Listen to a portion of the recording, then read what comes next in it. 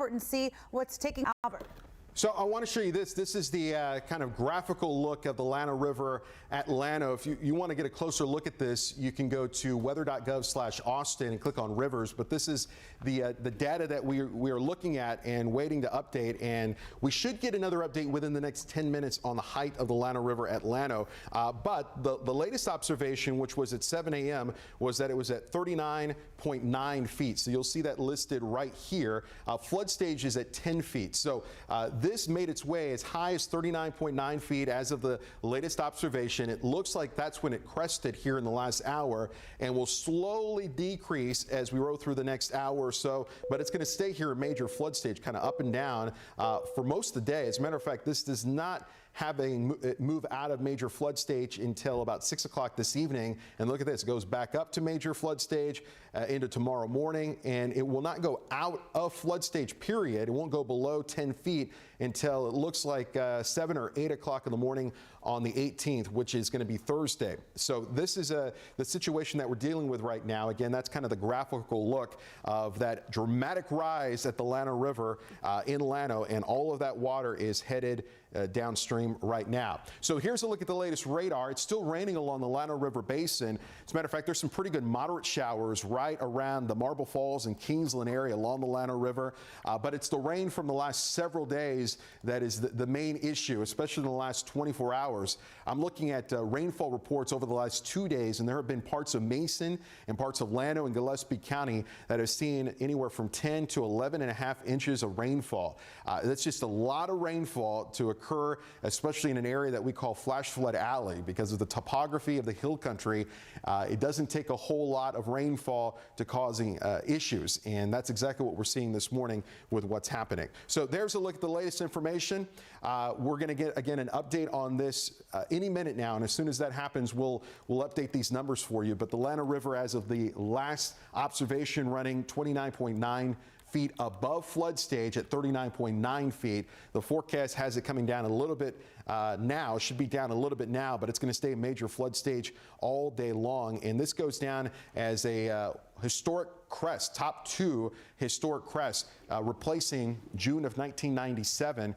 Thankfully, not at that 41.5 feet that we saw in 1935. But either way, this is bad enough. Coming up in just about 2 minutes, I'm going to show you what could be happening right now based on the information from the National Weather Service. What happens with the Llano River when it is at 39.9 feet. But first, we're going to go back to Lana with live pictures and a live report from Leslie Adamy.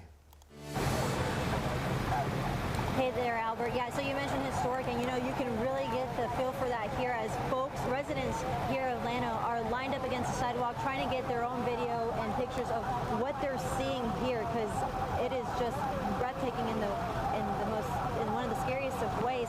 But anyway, so what you're looking at right now is the Llano River rushing through and surpassing its embankment, and it is rushing through high, it is rushing through fast. Right here where we're standing is next to a park, and you see waves are running over a bench, waves are running halfway up a tree, and of course for folks who live here in the area, that's just certainly, this is a completely different scene. Now, there was an update I wanted to give you guys. We have been mentioning evacuations and places that folks can go to safely do that. We were mentioning that the Methodist Church was one of those places. Now, due to the flooding, they are now moving that evacuation site to the Llano Baptist Church here in town. Now, I don't have the exact address for you. One of the folks out here came and stopped by the car and let us know that that is now an evacuation site. So if you know any folks who live here in town, let them know that the Baptist Church here in Llano is now a new designated evacuation site. Again, we're here at the entrance of the bridge. It has been completely closed off. We have City of Llano crews on this side as well as that side, making sure no one is passing over it as that water moves ferociously underneath. We're going to keep it here and still keep an eye on things, as well as look through other parts of town who might be seeing severe flooding as well. But as we mentioned, this is historic. This is catastrophic flooding. If you know anyone who has still not made it out, please encourage them to seek higher ground immediately, because as you can see, this water is not to be trifled with this morning. For now, reporting live in Llano, Leslie Adamy, KVUE News.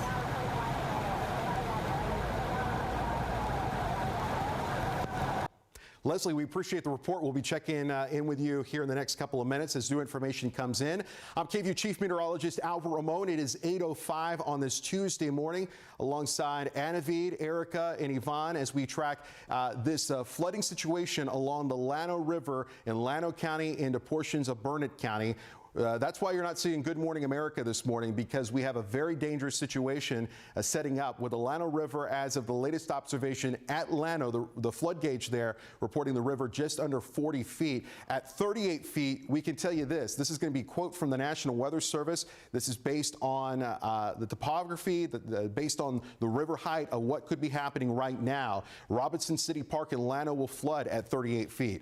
Many homes in Scotts Acres on the south side of Llano will be severely damaged, and lowest mobile homes destroyed in water up to 6 feet, some even washing downstream.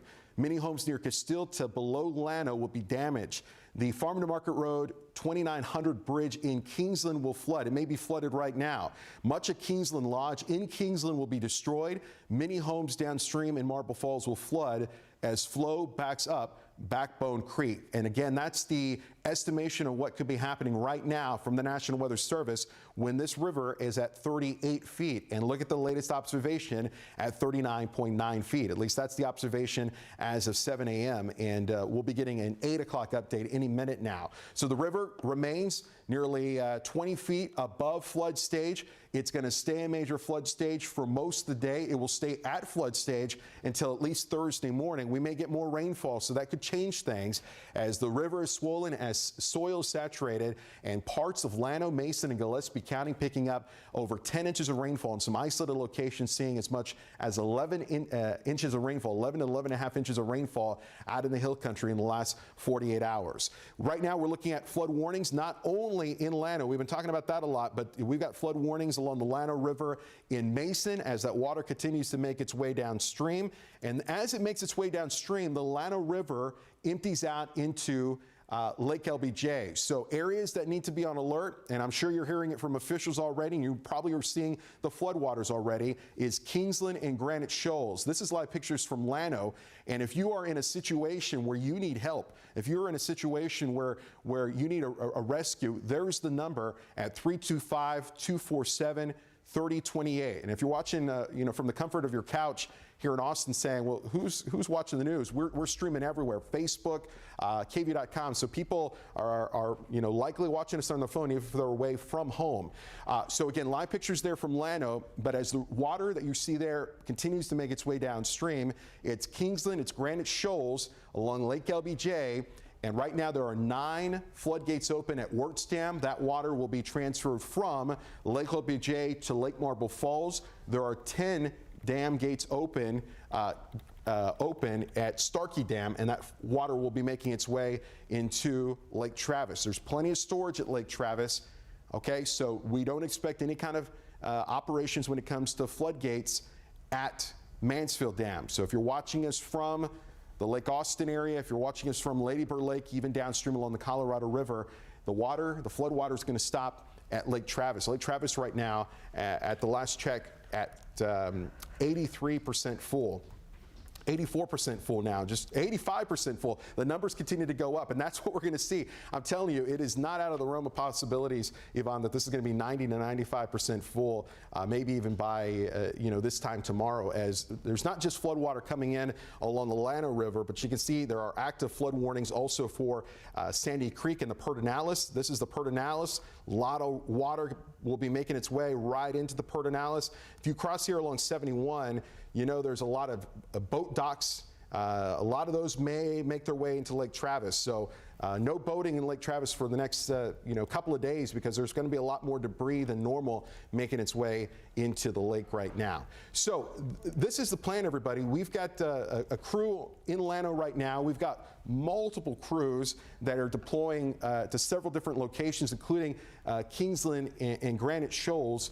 And what we're going to do here is just make sure that everyone who is in the path of this flood along the Llano River has the most up-to-date information as possible. So if you're frustrated with me this morning, you want us to go to Good Morning America, keep in mind that our neighbors out towards the west are dealing with a situation that we haven't seen since 1997. The last time the river was this high was June in 1997.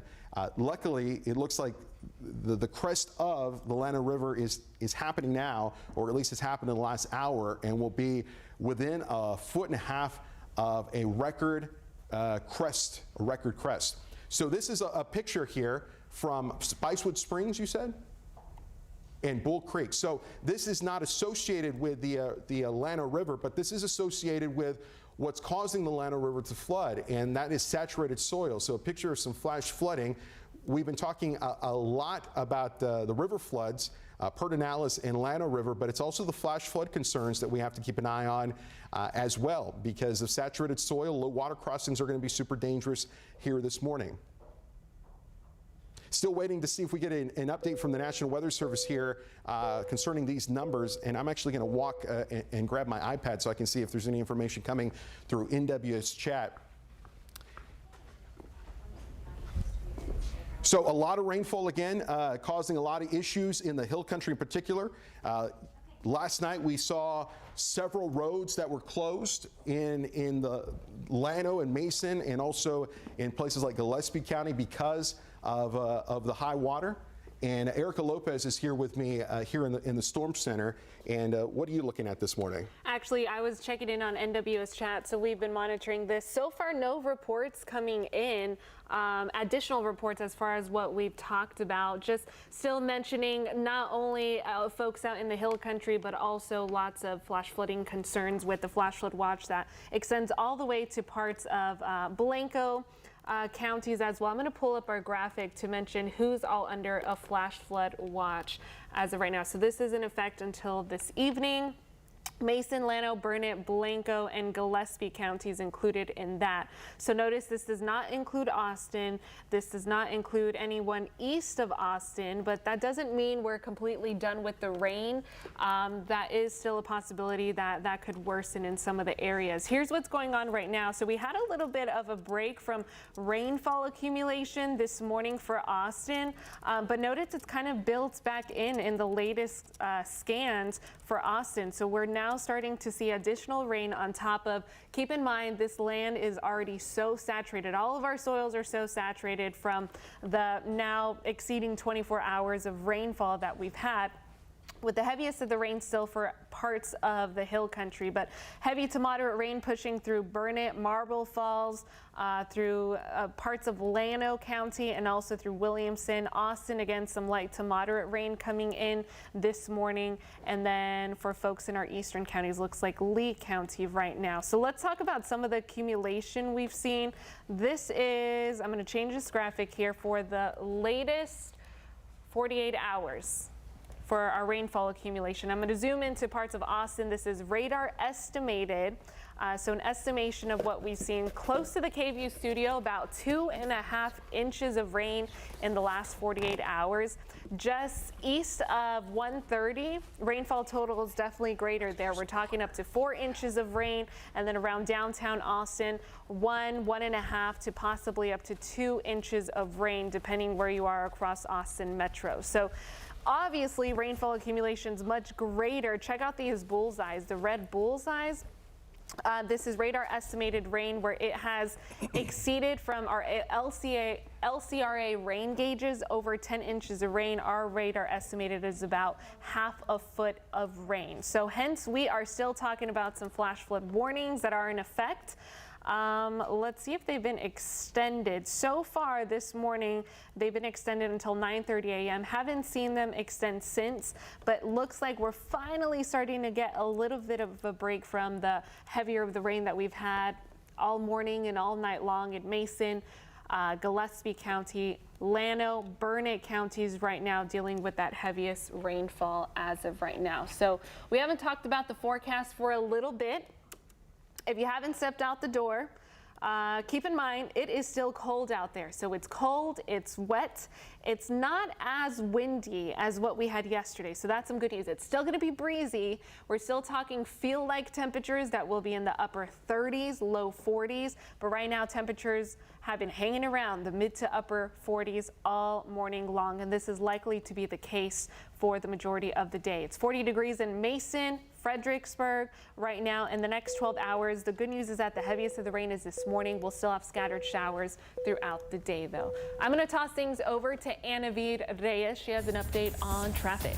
That's right. As of 8:15, I just checked with the ATX floods. That number of low water crossings has increased to 170 just from moments ago when I reported it was around 165. So those closures are increasing throughout our Austin metro area, and that's the same for Williamson County. So Williamson County just tweeted out this closure. East State Highway 29 is closed just near 95. So they also did let us know that Chandler Road is a good alternate route. So if you're traveling in this area, something to watch out for.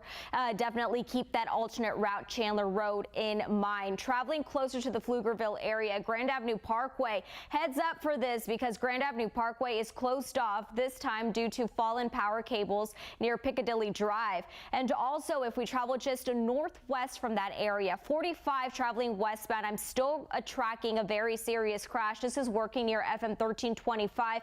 You see stop and go traffic just past AW Grimes. So if you are traveling near I-35 near the Round Rock Georgetown area, this is going to affect you. Leander low water crossings in particular, I have been tracking this. They just let us know Richmore Road, County Road 177 and Broadway are just a few of the Leander major roadway closures in that area. So make sure you are aware of that. And like I said, Williamson County as a whole has been tracking 23 total closures around their county. So definitely a very serious situation. If you see any high water, turn around, don't drown.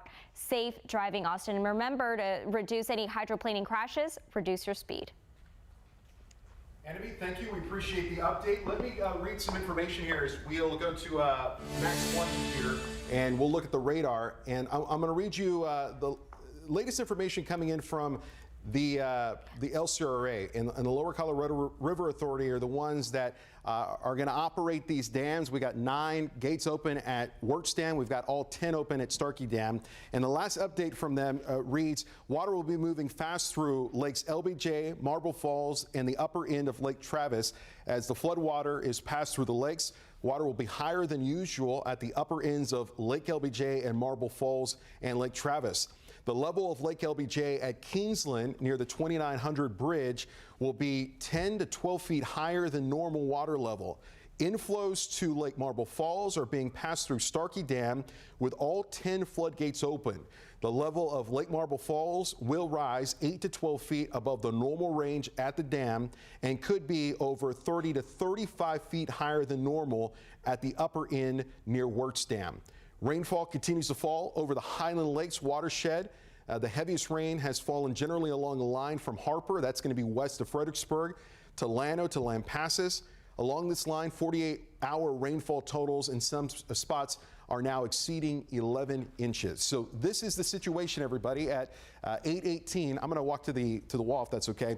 We have that river flood warning in effect for the Llano River right now as water is very, very quickly rushing along the Llano River. Getting reports of it making its way into Kingsland right now. We have a crew headed towards Kingsland at the moment as you've been seeing live pictures from Llano. We've got multiple assets from the KVUE newsroom headed in that direction. So here's where the water is headed, and we're looking at water, rushing out along the Llano River at Llano at over 200 cubic feet per second. Just a tremendous amount of force that's moving downstream. The Llano River, once it makes its way into Kingsland, here's the Llano River, it takes a sharp turn to the south into Lake LBJ. So that's why we're going to see that dramatic rise in Lake LBJ, especially around Wirtz Dam. So Granite Shoals and Kingsland, we're keeping an eye on that. And then as it makes its way out of Lake LBJ, it makes its way into Lake Marble Falls. And that's where we'll see Lake Marble Falls go up as they pass that flood water out of the Llano into Lake LBJ, into Lake Marble Falls. Starkey Dam is kind of like right in here, and Starkey Dam has all 10 floodgates open. When I first got here 9 years ago, I got to see one floodgate open, and that was impressive. I can imagine what 10 floodgates looks like, but this is dangerous flood water that is rushing out of all 10 floodgates at Starkey Dam, and that water will continue to make its way into Lake Travis. Lake Travis at 85% full now, has plenty of storage for this flood water, and Lake Travis is going to get it may get filled up. I got to be honest with you, because we've got flood water coming in from the Llano, right? We got flood water also coming in from the Pedernales. Just a tremendous amount of water over the next couple of days, with even more rain in the forecast. So Lake Travis still has plenty of storage, even if it is 100% full, and that's a possibility. I think there's still 33 feet of flood storage there. So do not expect any kind of Mansfield Dam operations. Mansfield Dam is right here. You know, you can see Mansfield Dam. If you're at the Oasis, you look off to the left, or if you're at Steiner Ranch, you can look off towards the west. So no floodgate operations expected there. Therefore, nothing to worry about if you are along Lake Austin, Lady Bird Lake, or the Colorado River east of Austin. We mentioned how Leslie Adamy is in Llano, tracking the flooding going on there. Let's check in live with her back in Llano. Hey there, guys. Yeah, so we're here still in Lana. We're actually just off of Main Street, hanging out here at the Nailhead Spur Company off of Main Street at the entrance of the bridge, which, as we've been mentioning to you, is absolutely closed off both on this side and on the other side, as underneath waters continue to rage, move quickly and fast. Now, guys, I got to tell you, I am from the coastal bend. I'm from near Corpus Christi. I have never seen waves like this moving this fast, and I'm from the coastal bend. These are moving high, these are moving fast, and this is exactly why we've been urging you throughout the entire morning to, if you know folks who live in these low-lying areas, to evacuate immediately. I understand that there is a flood warning until 9:30 this morning. That's still for a little, slightly over an hour, and these waters continue to rage on. Now, we've been mentioning how it is, quote, historic. Well, that's certainly the case. We have a lot of folks out here from the community of Llano who have been wanting to come out here and see it, or have their phones out as well, posting to social media about what they're seeing as well, because it truly is kind of crazy to see for yourself. We have parks that are completely flooded, as well as trees where the water is reaching it halfway. Now, this was an update that I mentioned in our last live shot, that the Baptist Church is now a shelter. We met with some folks here who are sheltered here at the metal shop, who mentioned to us that the Baptist Church is also a shelter. That's being put on by the Chamber of Commerce. There's food, water, and snacks for folks who might need that immediate relief. We're going to keep it here in Llano for right now. Guys, I'll send it back to you in studio.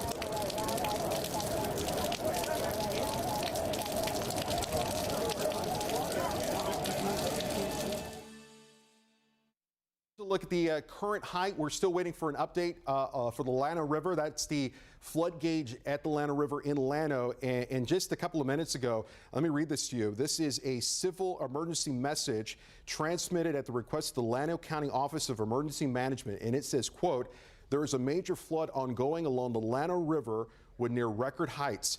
All are advised to evacuate within 1/4 mile of the river." And it says their news stations are broadcasting shelter locations. And we'll go to Yvonne with that shortly, where you can evacuate. But that is a big deal, everybody, where they're saying that there are evacuations now within 1/4 mile of the river. And we're going to be updating this as the new information comes in. It's interesting that the data is a little slow today. I'm wondering if maybe something even happened to that river gauge there at Llano. But as of the latest observation, it was at 39.9 feet as that flood water continues to move on in. So again, the breaking news is that civil emergency message transmitted from the Llano County Emergency Management, and there in Llano County, that residents are advised to evacuate if you live within 1/4 mile of the river. This is the highest the river has been since 1997. It's near its record height, which was at 41.5 feet back in 1935. So we're talking about a situation that we haven't had to deal with in a long time. And just the amount of homes and neighborhoods in this part of our area, it's completely changed from 1997, much less, the 1930s. So what's happening now, and the reason why we're on TV with you and on Facebook Live and on KVUE.com continuously, is we are monitoring this flood wave. Basically, a huge wave in height of water moving along the Llano River, moving into Kingsland. We're going to get some pictures from Kingsland any moment now. Our producer's working on that. That water has made it to Kingsland and will continue to make its way via the floodgates at Wirtz Dam and Starkey Dam through Lake LBJ and Lake Marble Falls respectively, and eventually make its way into the Lake Travis area. Again, if you're in the city of Austin, Lake Austin, Lady Bird Lake, and then eastward the Colorado River, this is not our concern. So.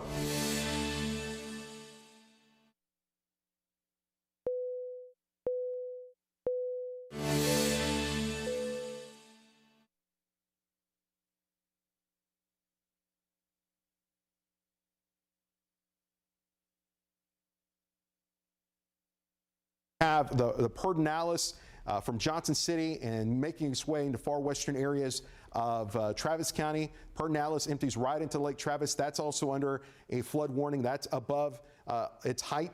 So we're keeping an eye on that.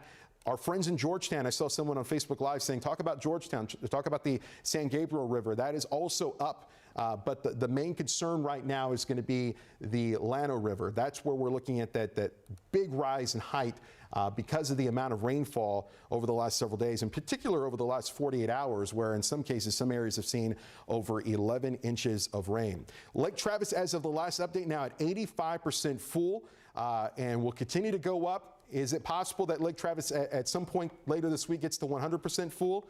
Yvonne, I think that's a possibility because of the amount of water that's coming in on those three main arteries, Llano River, Pedernales River, and Sandy Creek. And we were talking about how this is incredible, how 1/4 mile of the river in Llano County, the Emergency Management Office saying is advising evacuations if you live with Within a 1/4 mile of the river. Which is incredible. And there are some places where people can go right now if they need to do that. You know what concerns me though, Albert, is that we just got a message here from Sergeant Barrera with DPS, and she says that she's there in Llano.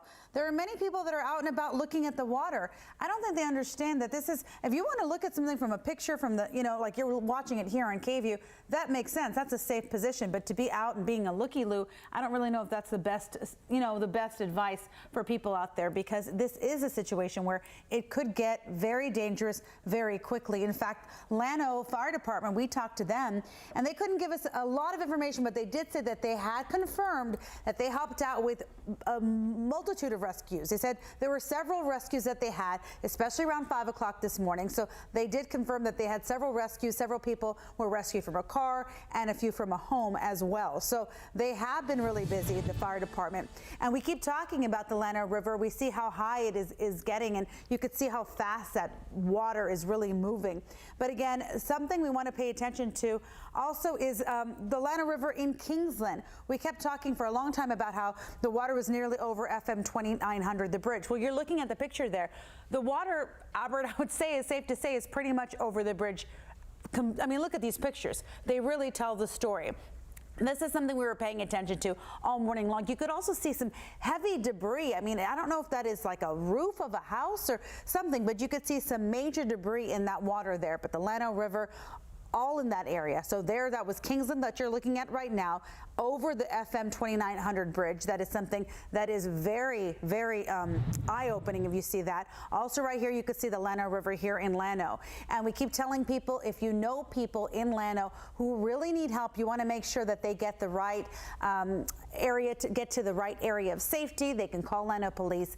That number is on your screen, 325-247-3028. But again, we did hear from DPS there in Llano, and they're saying that the water, yes, they're there. They could see it's very high there in the city, but people are there just looking around and looking at the water, and that's definitely not something we would recommend. Not at all. And Yvonne, we've been talking about how we've been waiting for new numbers to come in from the National Weather Service. Those are in. I've got them on the Weather Computer 1, and the latest height is now at 39.53, and it looks like the Llano River did indeed crest during the 6 a.m. hour at 39.9 feet. That would mean it's the highest height since 1997 and would be the second highest crest in recorded history. In first place, 41.5 feet set back in 1935. So that gives you an idea of the amount of water that we're dealing with. Second highest crest in recorded history, only higher, 41.5 feet set back in 1935. So in blue shows you the latest height, and I'll put my cursor here just to kind of guide you through this.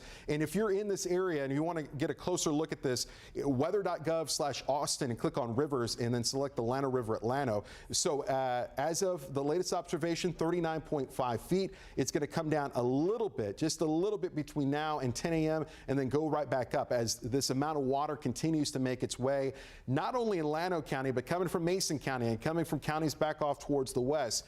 It looks like it will drop below major flood stage, at least briefly, by this evening. But look at this, it goes back up to major flood stage as we head into tomorrow morning, and it does not go out of flood stage, does not go below 10 feet until midday Thursday, and that's just based on the rain that has fallen. Yvonne, we've got more rain in the forecast, not nearly as heavy today, tonight into tomorrow, but Thursday could produce some big time rainfall totals again, and because of saturated soil, it's not going to take a lot for additional problems to happen, not just because of river flooding, but also flash flooding. So I want to do a little bit of a reset here because we've been talking about this a lot, and that's the breaking news story that there's a civil emergency going on in Llano County along the Llano River, where officials are saying that if you live within a quarter mile of the Llano River, they're advising you to evacuate. That's how serious the situation is. Also happening in Llano County, in Gillespie County, and also in Mason County is going to be flash flood warnings, and this is because of low water crossing issues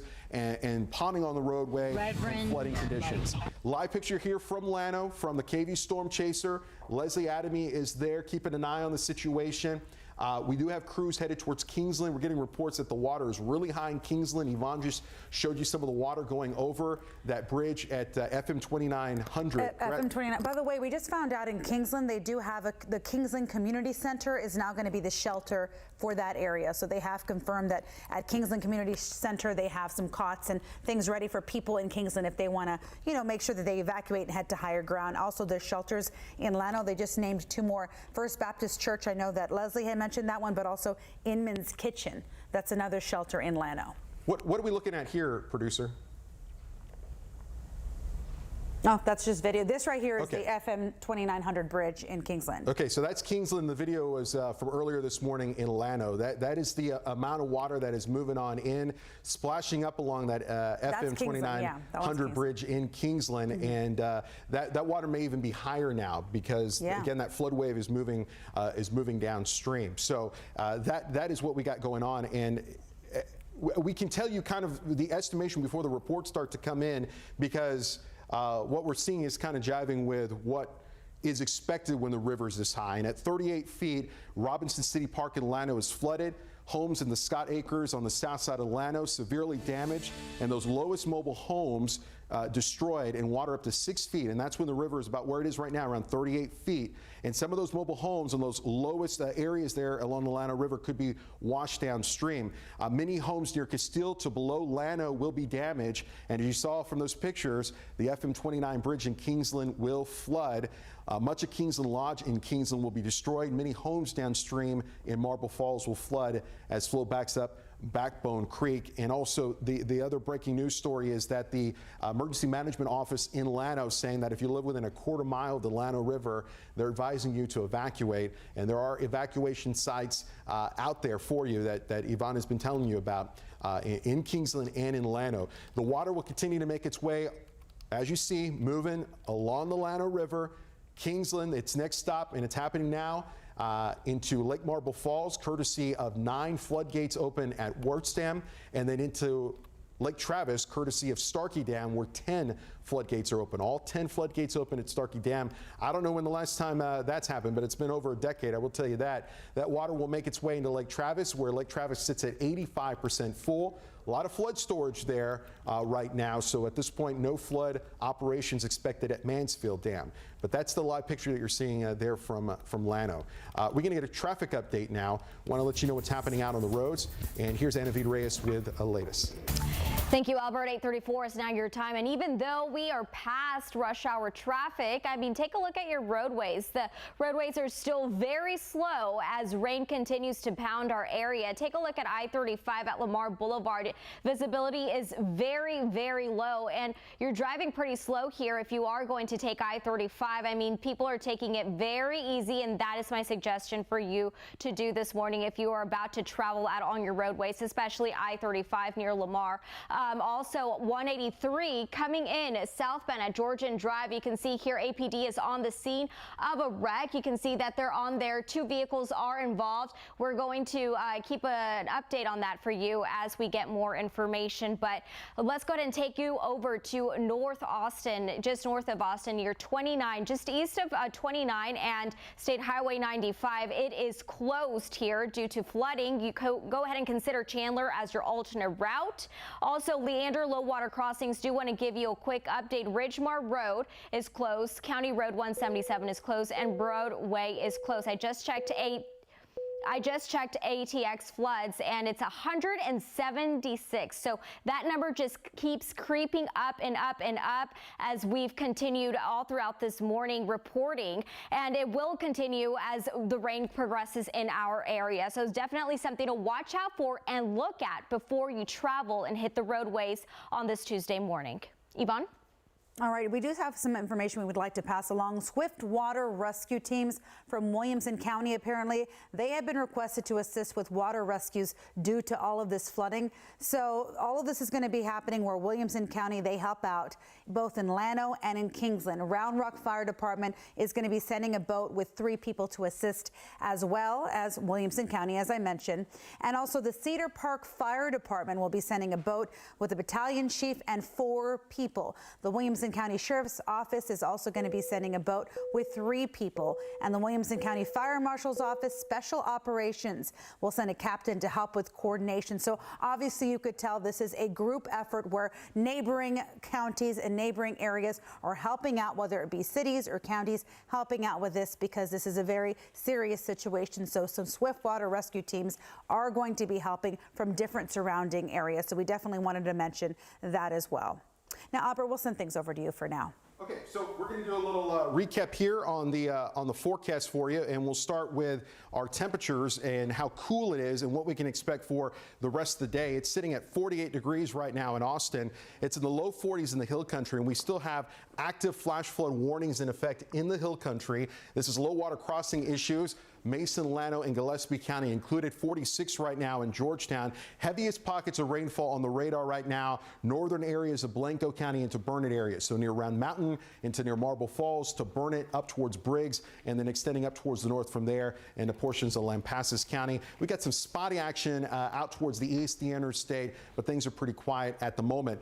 So why we're on the air, why we are interrupting Good Morning America, and we'll likely interrupt Kelly and Ryan, is because of the dramatic rise once again for the Llano River out towards the Hill Country. 8 days ago, early last week, we were talking about the Llano River, the highest in nearly 20 years. Well, this is the highest since 1997, and near, within about 1.5 feet, near its historic crest of set back in 1935, June of 1935. So this is a look at the water that continues to make its way out of Llano along the Llano River to Kingsland, to Granite Shoals, eventually to Marble Falls, and then making its way into Mansfield Dam. So let me give you the latest numbers. These just updated within the last 10 minutes.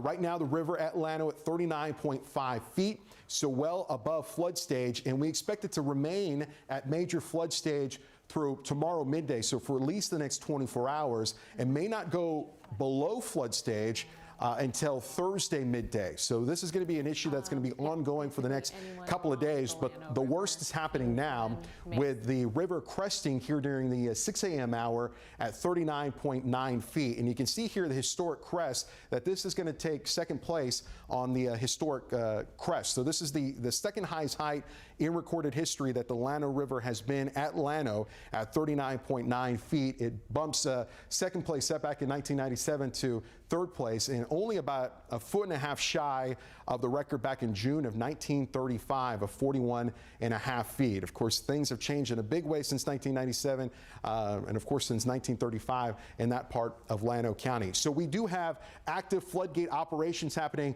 at both Wirtz and Starkey Dam. If you are new to the area or not real familiar on our chain of lakes, they're called the Highland Lakes. They go from Lake Buchanan to the north to Inks Lake to Lake LBJ to Lake Marble Falls to Lake Travis to Lake Austin to Lady Bird Lake that goes right through downtown, and the Colorado River east of Austin. And it's going to be west of Austin that we are most concerned about because of several days now of a lot of rainfall falling along the Llano River basin.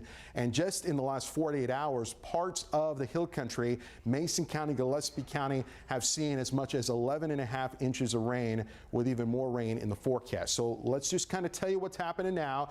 That flood wave is moving through Kingsland right now.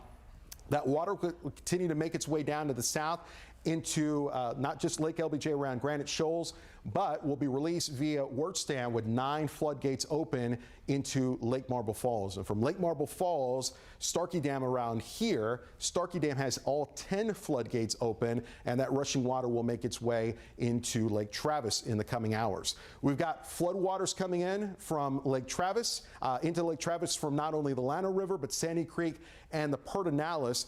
So we have an active flash flood warning for the hill country, active flood warnings for the Llano River, the Pedernales, and also the San Gabriel up here in Williamson County. And here in a couple of minutes, we're going to check in with Erica. Erica's going to give us some of the latest forecast numbers. If you're watching us from Williamson County, seeing a lot of questions on Twitter and Facebook about San Gabriel, we'll get that for you here in the next couple of minutes, and also we'll get some information for you when it comes to the Pedernales. But the big story this morning is the Llano River.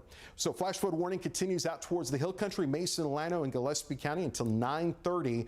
It does not include Austin, and the reason for this is the extreme amount of rainfall that has occurred out west. And if we zoom out the radar a little bit more, we'll show you what's going on for the rest of the area. We do have light to moderate areas of rainfall right now in portions of Travis County, the Austin area up towards Pflugerville. Some showers making its way not too far from Taylor, and some showers pushing away from Dimebox right now here in eastern areas of Lee County, and some passing showers in Fayette County. The good news is that the rain won't be as heavy this afternoon or tonight. As a matter of fact, those rain chances after this morning start to go down. We'll look for some widely scattered to scattered showers on Wednesday. Nothing all that heavy on Wednesday, but we'll be watching another disturbance coming in that will allow for more widespread rainfall on Thursday. And it's Thursday that we'll have to watch for additional issues of not just flash flooding, but river and creek flooding because of saturated soil. And look at the rain chance Friday, back up to 60%. Still showers around Saturday, and we'll start to see those rain chances come down Sunday into Monday of next week. So Erica Lopez has been keeping an eye on the river situation. Let's go to Erica first, because we've got a lot of questions about San Gabriel and the Pedernales. And what are you hearing from the Weather Service on that? So the information I'm finding of the Pedernales River, which, by the way, Albert, I haven't got to the San Gabriel information, so if you want to look that up while I'm chatting about the Pedernales River information. So Pedernales River, this is near Fredericksburg, and then I'm also going to touch bases on near Johnson City. Near Fredericksburg, it's actually in bank full stage. So flood stage is 22 feet, so it's actually at 18 feet right now. So issues are not too drastic in that area. Now, Johnson City, that's a different story. It's currently at 15 feet, so just above the flood stage at 14 feet. So we are just above flood stage, and looks like that is going to slowly but surely go back down to minor flood stage. So that's definitely some good news. Looks like it should be in the minor flood stage by probably in the next 20 minutes or so. So issues are not too drastic near the Pedernales River. This is at Johnson City. And then also we had questions on Sandy Creek near Kingsland, and they are slowly but surely going back down from moderate flood stage down to a minor flood stage. So it looks like they crest at 16 feet. And now we are currently, as of 8 a.m. at 13.88 feet, so just above flood stage. So we'll slowly see improving conditions there. as we progress throughout the rest of the morning. So have you found information on San Gabriel? Yeah, so let's talk about the San Gabriel River. Of course, San Gabriel River is up here in Williamson County, and this is a flood warning on this as well. And right now, the San Gabriel River at Georgetown, the South Fork, is at 13.64 feet. So this is moderate flood stage. The forecast has this trending downward as we roll through the rest of the morning. So at about 13.5 feet, we're looking at some issues. Moderate lowland flooding inundates secondary roads and low bridges, flows into the lowest area of the city park. So not too terrible. The river, though, is still dangerous, even though it's just at moderate flood stage. They're moving through Georgetown, the South Fork of the San Gabriel River, with a flood warning, I should say, in effect. But the big issue is the flood warning that continues along the Llano River, Mason County, Llano County, and all of that water headed into Lake LBJ right now, Lake Marble Falls now, and will continue into places like Lake Travis as we roll through the day. So Yvonne is also here with us. Yvonne's keeping an eye on kind of the bigger picture when it comes to law enforcement response, also places where people can evacuate. And what are we getting there? Well, there are places, and that's the thing. I think you might be thinking, well, where do I go? There are places, so I'm going to tell you about them. Remember, we keep saying anyone living within a quarter-mile of the Llano River is being urged really to evacuate, seek shelter, and the shelters are available. First Baptist Church and also Inman's Kitchen in Llano, those are available for you. Also, if you live in Llano and you want to maybe perhaps get some help, you need some help from the Llano Police Department, there is a number you can call. That's 325-247-3028. So you definitely can call to get help. Let's say you live in Kingsland. There's an area for you as well. In Kingsland, you're talking about the community center. So that is an area where you could go to feel safe and to seek shelter. Now, when it comes to all of this water, all of the flooding, we keep talking about just help coming in from different counties, from different cities. That's a really nice feel that they're helping out their friends, our friends out in the hill country, because Swiftwater rescue teams in Williamson County are assisting with these water rescues. We also have Round Rock Fire chipping in. They're stepping up saying, you know what, I'm going to send a boat. We're going to send some manpower as well. Cedar Park Fire sending a boat as well. So in a time like this, it's nice to get the help of your neighbors. Everyone wants to make sure that our friends in the hill country are safe. You're looking at video here of the Llano River. Again, this is major flood stage right here. When we talk about it, Albert, you say, well, the flood stage is at 10 feet. 10 feet, we're talking about, close to 40 feet right now. That really goes to show we're triple over flood stage. So this really goes to show how high and how fast these rivers are really getting to at this point. So definitely something we want to pay attention to, that there are shelters out there for you. There's a place to go to feel safe. Albert, back to you. Yeah, so look at the Weather Computer 1, and this is the flood warning that we have from Junction to Mason to Llano, and all of that flood water that's moving on in. So you're still looking at live pictures there from Llano with that flood water moving downstream. And what I want to show you now is to make sure everyone is in the know of what's happening with this warning. So we're going to first start in our far western viewing area, and that's Mason. So Mason along the Llano River, under a flood warning right now. The Llano River, of course, passes south of Mason, crosses right there along Highway 87. We had amazing video last week when that flood wave came in that we showed on air, and I shared on my social media account. So here's a look at the latest information with the Llano River near Mason. And right now, it's trending downwards. So that's the good news. It's still at major flood stage at 26.73 feet as of 8:10, so just 37 minutes ago, above flood stage. Flood stage is at 13 feet, and the forecast has it going down to moderate flood stage here shortly, but may go back up because of the amount of rain that we've had just in the last 24 hours upstream around Junction, and all that water will continue to move on in. So Llano River at Mason is going to be dangerous. It's going to be at major flood stage several times today. May go even higher than what it has been, as high as 35.7 feet at 7 o'clock here this evening. So give me a second, and I'm going to switch on over, and I'm going to show you this, the Llano River at Llano, with the latest information here that we can get a full screen look at it. So Llano River at Llano is at 39.5 feet. It did make its crest at 39.9 feet, the second highest crest in recorded history earlier this morning during the 6 a.m. hour. And we expect the Llano River at Llano to remain at major flood stage. That's this purple that you see here on this graph. It's going to stay in major flood stage all day today and may not go out of major flood stage until midday tomorrow, and may not go out of flood stage period until midday on Thursday. So, and that's just based on the current rainfall. I got even more rain in the forecast for you on Thursday. So this is all subject to change. But right now, I can tell you that the river has crested as of around 6:37 a.m. this morning at Llano at 39.9 feet, and will be trending down but staying at moderate flood stage all day long. We could take a look at the historic crest if you're just now joining us, and let me load this for you. And this is going to take second place for the highest height at the Llano River at Llano in recorded history. In first place, which we were, when we started going the air, Yvonne, we were afraid that it may be in that 1935 range, which was 41.5 feet, but this is high enough. There's going to be a lot of damage, and we haven't even heard the beginning of what people are going through right now, especially when it comes to loss of property. Hopefully people got the warning ahead of time to seek higher ground, and that there's no loss of life, and that this is just a loss of property situation. That stuff can be replaced, but we're hoping that everyone has been safe, that everybody has been listening to evacuation orders, and we don't have to talk about any kind of injuries or any kind of deaths. We don't have any of that information into the newsroom, but it is going to be interesting in the next several hours to hear the amount of damage that this river has caused, of it going again to its second highest crest in recorded history, the highest since 1997. Albert, when I'm thinking about the timing, I mean, we wake up early because we have daybreak, but some people, I mean, this is the middle of the night for them. I mean, they don't wake up they don't know what was taking place at 5 or 6. So hopefully they did have that time to really seek higher ground and to make sure that they evacuated when they needed to. And, you know, we keep talking also about the Kingsland area, 2900 Bridge there. FM 2900 Bridge, and then we had some, you know, really telling pictures from that area where you can see, we kept talking this morning, oh, the water's going to go over the bridge, the water will go over the bridge. Once you saw those pictures, they were really telling. They really go to show, or went to show, I should say, that the water was at such a high spot there in Kingsland.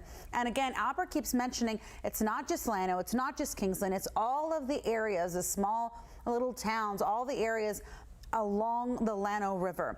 Anyone living within a quarter mile of the Llano River, yes, officials want you to evacuate. They want you to head to higher ground.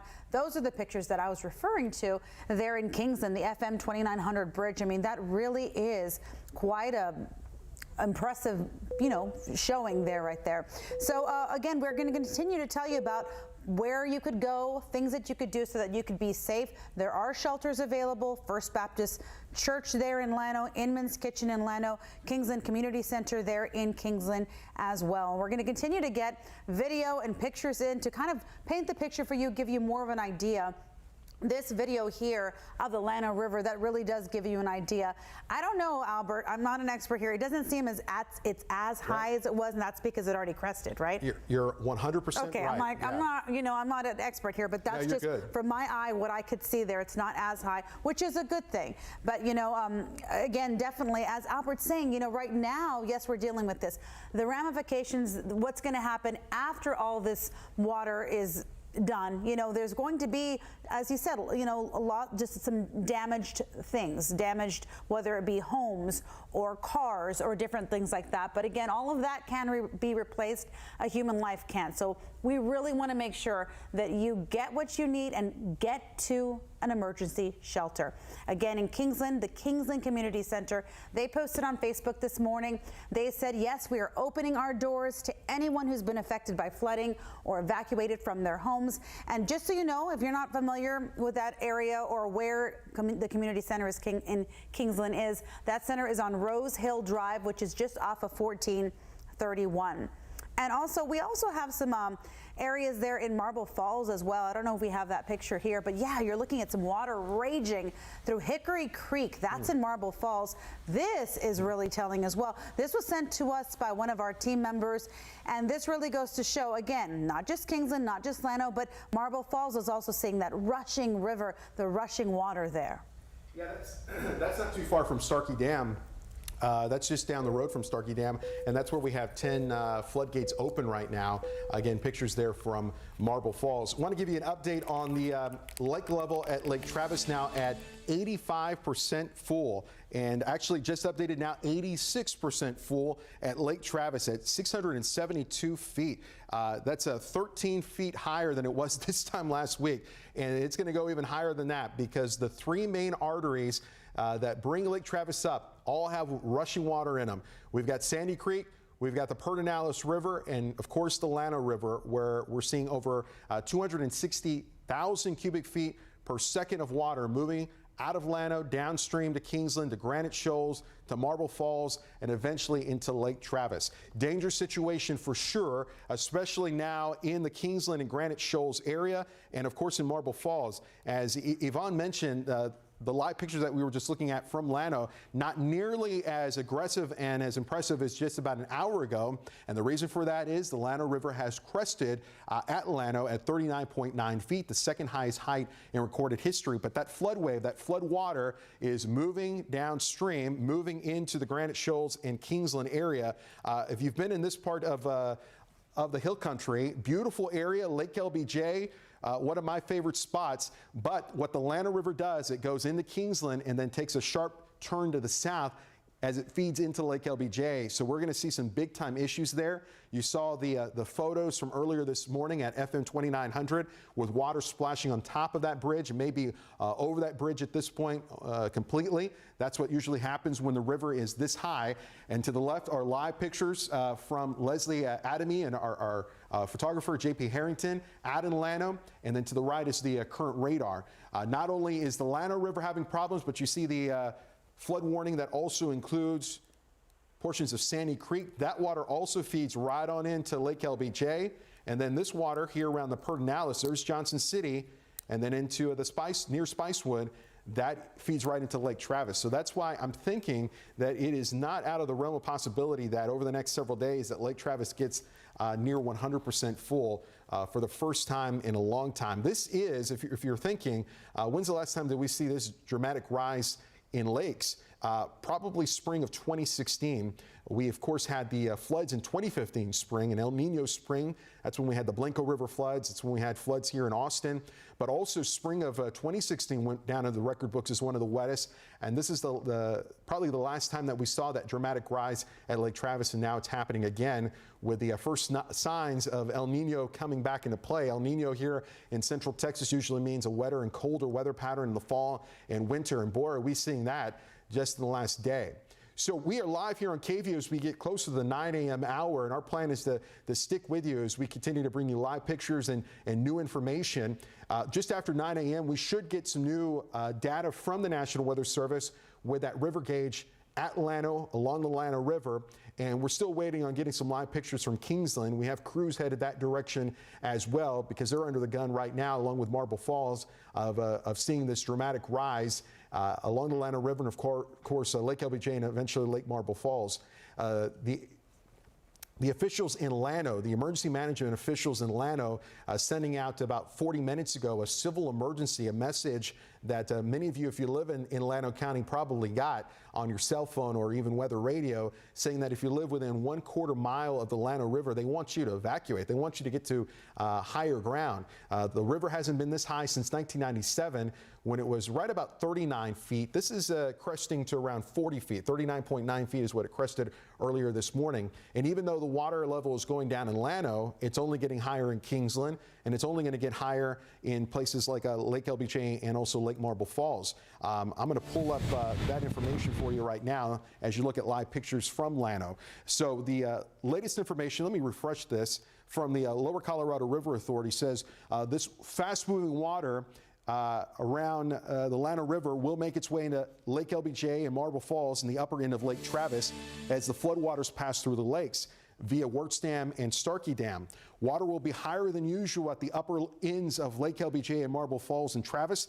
The level of Lake LBJ at Kingsland near the 2900 bridge, which we have pictures of, will be 10 to 12 feet higher than normal water levels. Inflows to Lake Marble Falls are being passed through Starkey Dam, where there are 10 floodgates open right now. The level at Lake Marble Falls will rise 8 to 12 feet above normal range at the dam and could be over 30 to 35 feet higher than normal at the upper end of Wirtz Dam. So we've been talking about Llano River a lot, but keep in mind the floodwaters in the Llano, they've got to go somewhere, and they're moving right now into Lake LBJ. They'll be moving now, and if not shortly, into Lake Marble Falls, and eventually into the upper end of Lake Travis. The Lower Colorado River goes on to say that this heavy rainfall in the Highland Lakes, which is west of Austin in the hill country, has seen anywhere from 8 to 10 inches of rainfall, and in some cases, some isolated locations have seen over 11 inches of rainfall. Combine that with saturated soil because of September rain and just really over the last 2 weeks here in October, our wet weather pattern, saturated soil just promotes additional flooding, Yvonne, and that's why the situation is dangerous. And luckily, we haven't had any reports of any kind of water rescues where people's lives are in danger. So I'm hoping that the word through these warnings and through the several emergency messages, they have come through, and that people have heeded this message and are in a safe place. And I think we're going to get a lot of reports of loss of property. Oh, yes. But hopefully it's not loss of life. I hope so, too. You know, real quick, Granite Shoals Police Department, they just reached out to us, and they say that they have a lot of roads and intersections in Granite Shoals that are closed due to the high water. And there's so many. I mean, there's about a dozen, but I can tell you just a few. They're basically saying that low water crossings on Woodland Hills, the 2100 block of Prairie Creek, Bluebird Drive. They say residents on Kingdom Drive and Kings River Drive will not be able to access Kingswood. So this is something to really pay attention to. Timber Valley, Kings Oak, Granite Castle, and Baker, those are low water crossings in the Granite Shoals area that are areas that you really have to avoid. I mean, really, if you don't have to be out on the roads, why would you, right? You don't want to put other officers in jeopardy by them having to rescue you. So right now, I believe we have this phone already. Yes, thumbs up? Yes, okay, we're on the phone right now, hopefully with Billy Walden from the Llano River Lodge in Kingsland. You know, there's some major flooding happening out there. And Billy, please tell us what you've been seeing out there in Kingsland this morning. Yes, ma'am. Well, this morning, the sheriffs had told us to evacuate, so I went and water started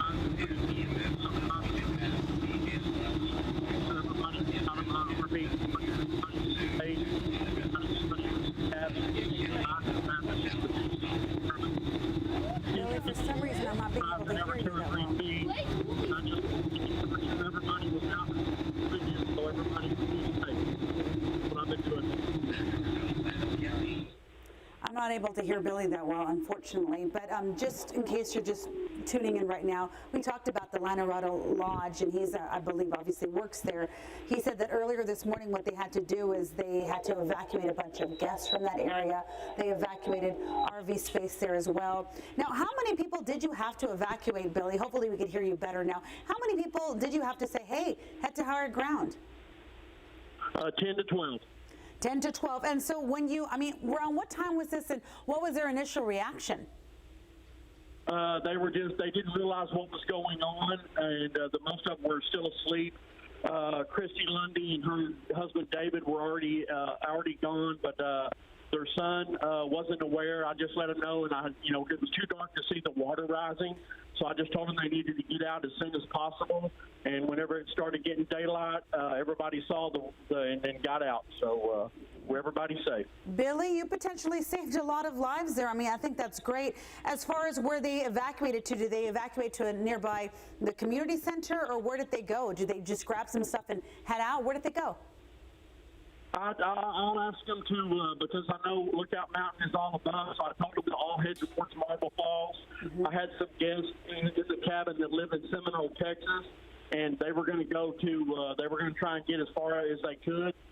They still had a bunch of belongings they were trying to get, but I explained to them they needed to leave. Yeah. Stuff can be replaced, and stuff like that. And they were trying to get their boat and stuff, and I said, just leave it. You can always come back. And but I got nearly everybody as I could, told me on the Marble Falls, and I've already talked to them, and everybody's in Marble Falls. So, Billy, great job there. Now, I noticed that I think we spoke with your desk manager. I don't know if you're the person we spoke with earlier on the phone, and you were saying that a big problem was that there was a lot of wood and debris in the river, and you could see it, once the sun came out, you could see a lot of wood and debris in the river. Are you still seeing a lot of that there? yeah, I'm seeing that. Well, I'm gone right now. I'm just up the road close to Lookout Mountain now. But you can see when I went back over there to make sure everybody was gone, you can see a lot of logs and boats and jet skis floating around, and just making sure everybody was out there and letting them know not to come across this bridge. So, like I said, everybody got out that I could help. So. Billy, you did a good thing there. I mean, a lot of people are safe because of you. So thank you for calling in, and thank you for doing what you did. Thank you. Be safe, okay? Okay, well, thank you very much. Bye-bye. All right, thank you, Billy. Okay, now let's check back in with Albert. I mean, again, we're talking about the Llano River Lodge. I'm sure there are going to be many stories like this where people had to, for them, 5, 6 o'clock in the morning is still very early. For me, it's lunchtime, but for them, it's still very early in the morning. So to kind of wake up and kind of be shooken up from your sleep saying, oh, I've got to leave. But sometimes that's what you've got to do to make sure that you head to higher ground and you heed the warning, because the water, it's no joke. No, not at all. Scary situation. And what's interesting is the National Weather Service, they did that statement, right? What happens when this river gets to 38 feet? And it did mention that lodge, how it would be impacted. So that kind of gives us an idea of what is happening across the area. So let's do a reset here. After the 9 o'clock hour, it is 9:04. I'm KVUE Storm Team Chief Meteorologist Albert Moen, joined by Yvonne Nava, Erica Lopez, and Anavid Reyes in the Storm Center. And we've got crews out in the field covering this breaking news story. The Llano River, the highest height that it has been since 1997, and the second highest crest in recorded history. So that's why no Good Morning America this morning and no Ryan and Kelly this morning, because of this serious situation that's going on. So the latest information, and this is from about an hour ago, and these numbers will get updated within the next 10 to 15 minutes. Right now, the Llano River at Llano at 39.5 feet. Earlier this morning, late in the 6 a.m. hour, it did crest at 39.9 feet, well above flood stage, which is 10 feet. And we expect it to stay at major flood stage through tomorrow mid-morning, and may not go beyond or below flood stage, may not go below this 10-foot flood stage until midday on Thursday. Right now, we're looking at, again, historic crest. The highest this river has ever gone in recorded history is in June of 1935 at 41.5 feet. And earlier this morning, we were concerned that it would be actually this high, but luckily it crested to 39.9 feet and not to that #1 spot, but it's still very high. This is going to take second place. The current second place, or at least was before today, was June of 1997 at 39.1 feet. So let's give you a little bit of history of the Highland Lakes. Colorado River goes from Austin to Bastrop to Smithfield to LaGrange, and then here's the Highland Lakes out towards the west of Austin. Lake Buchanan, Inks Lake, Lake LBJ, Lake Marble Falls. Then it goes to Lake Travis, and then from Lake Travis it goes to Lake Austin and Lady Bird Lake. That's what runs right over downtown, right across downtown. But today we're focused in on the Llano River, which feeds Lake Travis eventually. The water from the Llano River above its banks by close to 20 feet will continue to make its way out of Llano, moving into Kingsland and Granite Shoals right now as the floodwaters go in to Lake LBJ. Lake LBJ and Lake Marble Falls are separated by Wirtz Dam, and the LCRA is telling us that 9 floodgates are open at Wirtz Dam, releasing that flood water out of Lake LBJ into Lake Marble Falls. And that's why both Lake LBJ and Lake Marble Falls are going to be significantly higher than normal as that flood water is passing through the Highland Lakes right now. Lake Marble Falls and Lake Travis are separated by Starkey Dam. Starkey Dam is located about right here, just a couple of miles to the southeast of Marble Falls. And at Starkey Dam, all 10 floodgates are open. I have seen one floodgate open when I first got here about 9 years ago. That was an impressive sight. All 10 open must be incredible. And all of that water eventually makes its way into Lake Travis. Lake Travis now at 86% full. It's up 13 feet in just the last 7 days.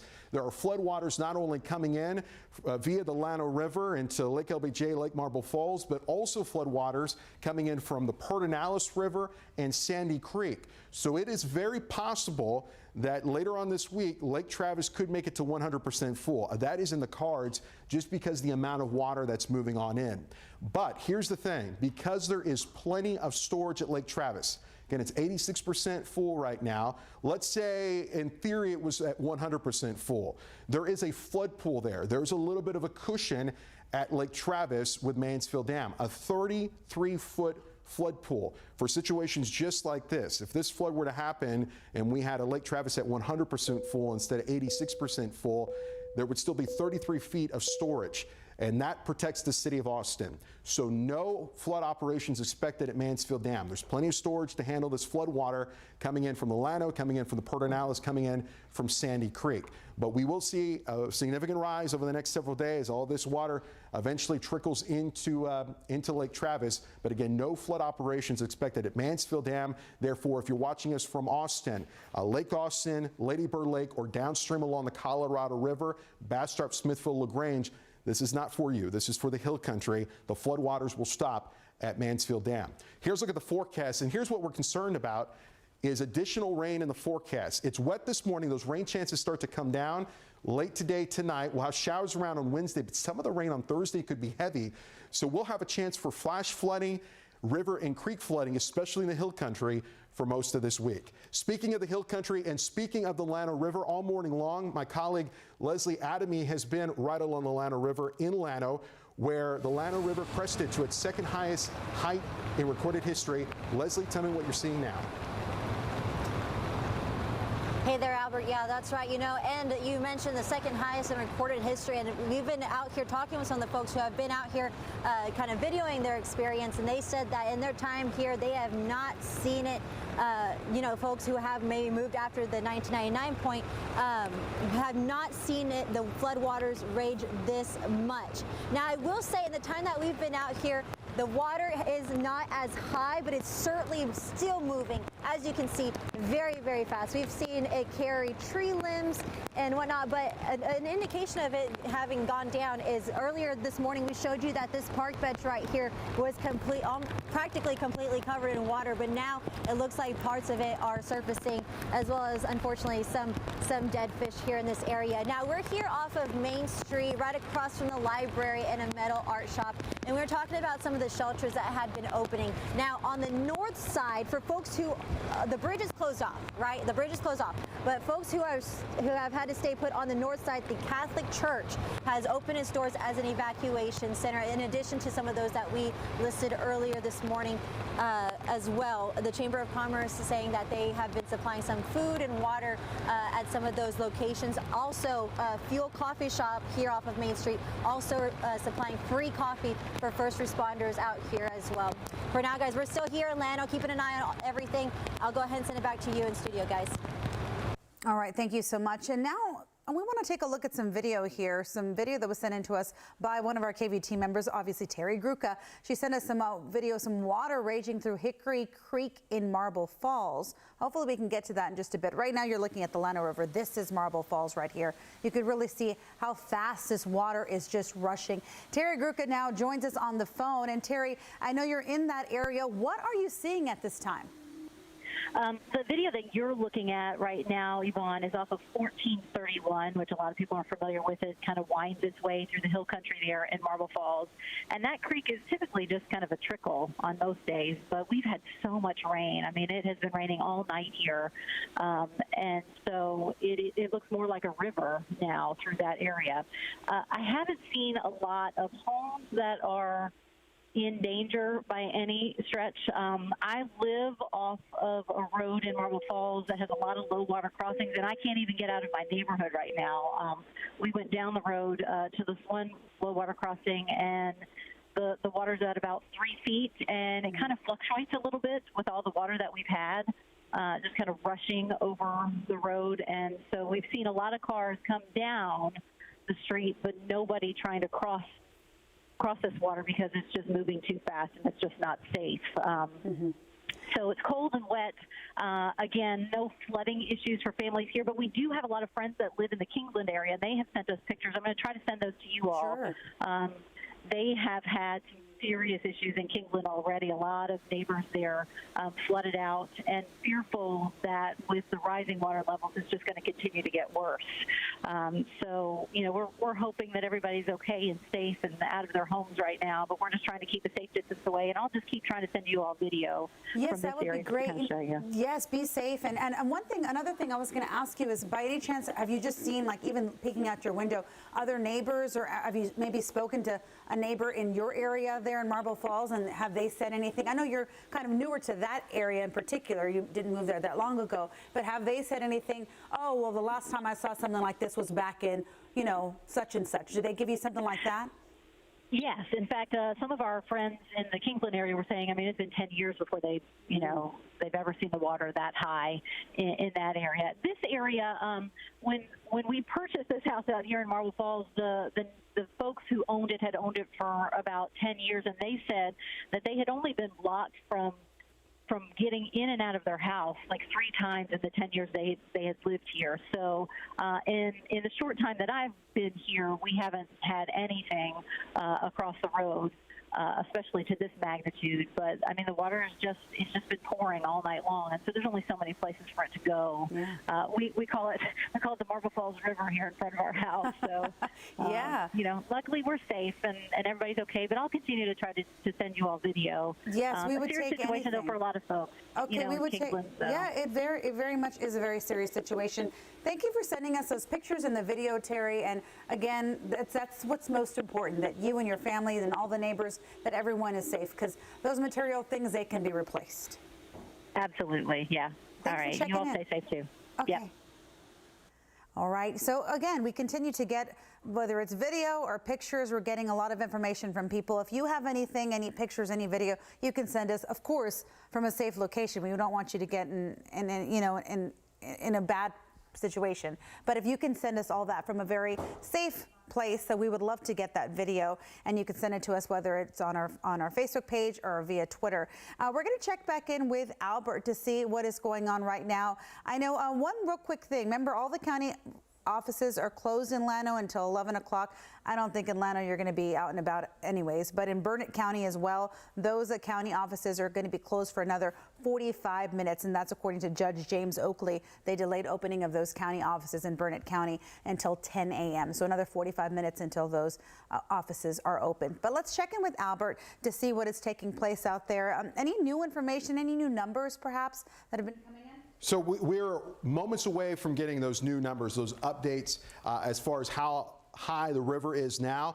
The river at Llano, the Llano River at Llano did crest earlier this morning at 39.9 feet, second highest crest in recorded history, highest crest since 1997, the highest crest in history, 41.5 feet in 1935. But now that flood water is making its way downstream, moving into Lake LBJ, moving into Lake Marble Falls, and eventually later today making it into the upper sections of Lake Travis. Lake Travis at 86% full. That number is going to continue to go up percent by percent over the next several hours, with floodwaters not only coming in via the Llano River, but also from Sandy Creek and the Pedernales River. So I'm going to load the latest information for you from the National Weather Service. You'll be able to see this full screen. And if you'd like to get a closer look at this, you can pull this up on your desktop, on your iPad, whatever, weather.gov/Austin, and then click on rivers. And this shows you that huge rise earlier this morning. Look at this, going from minor to moderate to major flood stage earlier this morning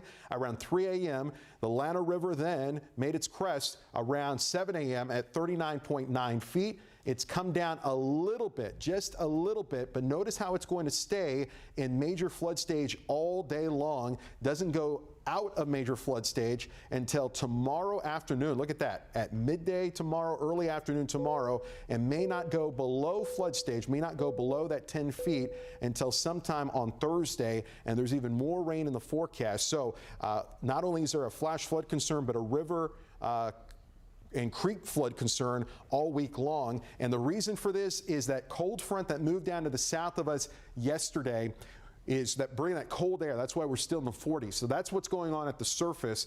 But above us is southwesterly winds. So about 20 or 25,000 feet, the wind coming in out of the southwest, and that is a humid wind off the Pacific Ocean.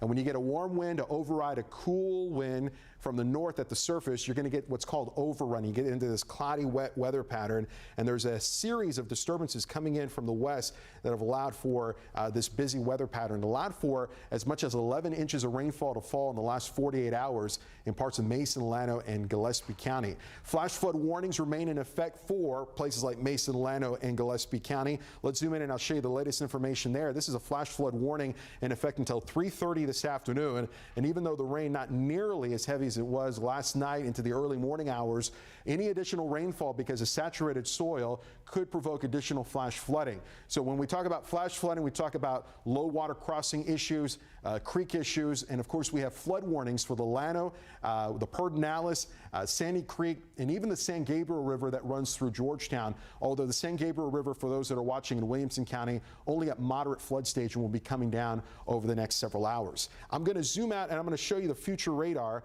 And after this, we'll get you a traffic update with Annavi. But let me show you the future radar of what you can expect for the rest of the day. And the wettest that it will be is kind of happening right now. We're going to see kind of a downtrend in shower activity, and that's definitely good news, at least when it comes to just how widespread it's going to be. At 1:30, though, we still have some pockets of rain, and some of these pockets could be heavy, especially along and east of the interstate. And by the time we head towards the 4 o'clock hour, notice there's a few showers, but nothing all that heavy and nothing all that widespread. Tonight we'll have a few passing showers, maybe some heavier downpours west of the area, but those rain chances go up once again as we head into Thursday with yet again another disturbance coming in from the west. So flash flood potential with us for most of the week. Let's talk traffic now. We'll toss it over to Annavi Reyes with an update. Thank you, Albert. Your time now is 9:19 on this Tuesday morning. So these closures just keep increasing all throughout our Austin metro area and especially our surrounding viewing areas. I just checked ATX floods. We are now up to 195 low water crossings. So this has definitely been a number that's been creeping up all morning long. And let's go ahead and zoom in on those closures, but this time in Granite Shoals. So this is just north of Horseshoe Bay, west of Marble Falls. We did give you this information earlier, but here is a breakdown of them for you. So this is just part of the closures that have been reported by Granite Shoals PD. Prairie Creek, parts of Bullbird Drive, parts of Kingswood, parts of Timber Valley, and parts of Sherwood Forest. Now Sherwood Forest just between Deep Forest and Woodland Hills. Let's go ahead and travel over to the Llano area. Let's go ahead and talk about Main Street. This road is closed just between County Road 105 and 4th Street. Also RM 2323, that road is closed between Regu Road and Old Fredericksburg Road. And then in Kingsland, this is a closure I do want to hit on Ranch Road 307. This is typically heavily traveled as it's a thoroughfare to access River Oaks. Also from River Oaks to County Road 307. So those are just a few closures in the Kingsland, Llano, and then just north of Marble Falls as well in Granite Shoals. Let's go ahead and toss it over to you, Yvonne. All right, thank you so much. You know, Texas Governor Greg Abbott is taking action to keep families safe as severe weather and flooding continues to impact our state. Now, the governor has ordered the Texas State Operations Center to boost its readiness level from normal conditions to increased readiness. We could tell you that this move came around 8 o'clock this morning. The governor is also making sure that state resources are available to assist local leaders in the impacted communities. And also, I noticed that Governor Greg Abbott said, you know what, there are some safety tips that I'd like for you to follow. Why not say them, right? He said, you know, when severe storms are threatened, you know, the safest place to be is indoors. There are plenty of shelters available. And he's also saying that it's just very important to turn around, don't drown. We talked so many times this morning about so many water rescues that took place, whether they were water rescues from a house or water rescues from a car. A lot of times we tell you about the ATX floods map for a reason, because there are a lot of roads that are flooded. At this point, I think, Annavi, we're over 150, more than 150 low water crossings that are flooded. You got to make sure that you just turn around, don't drown. So we got that. And now I believe we're going to go back to Albert. Thumbs up. There we go. Actually, real quick, Albert, as we look at this, these are all pictures and videos sent to us through our tag board. And this is from Sergeant Barrera from DPS. She took this picture here, or this video from the Llano River, and you could really see how high the water was this morning. So that's definitely something that we got this morning. We also have some more pictures and videos to show. This one, yes, we have been talking about this. Molly Oak, one of our KVUE team members, she said it was hard to believe that just a week ago she was doing a live shot there underneath the bridge. She said people were waiting on top to watch the Llano River rise up to 24 feet. Fast forward to today, she said it's expected to hit 41 feet. We could tell you that it crested at 39 feet, right? And basically, you know, this is something to pay attention to. We also showed this video from Marble Falls. This is a look at Hickory Creek there. And from what we know, we spoke with Terry Grook on the phone. She was just saying that this is something where they're paying attention to. She says neighbors, they're making sure that they stay indoors and they make sure that they're not out on the roads because, you know, this is something where you have to take it seriously. So what else do we have here? Okay, from Will Leverett, he sent us this picture here. Wow, the nice bird's eye view of what you could see, the headwaters of Honey Creek in Llano County. Said it started as barely a trickle at Stillwater Ranch and currently running as rapids are going very fast. TxDOT Austin also sending us this picture. So let's go back to Albert and take a look at what you see. There are new numbers in. Yeah, but I've got some new information to show you right now. And I want to first start off with a new message from the National Weather Service. And they're talking about the flash flooding that is occurring in Mason, Llano, and Gillespie County. That includes the communities of Fredericksburg, Llano, and Mason. And they're saying travel is not recommended in this area as most roads remain flooded with additional rain that we are seeing right now scattered about that part of the hill country. So no travel in Mason, Llano, and in Gillespie County. It's just getting too dangerous out there. Erica Lopez just updating this for us, and that is our lake levels. And Lake Travis now up over 13.5 feet in the last 7 days, now at 86% full and rising.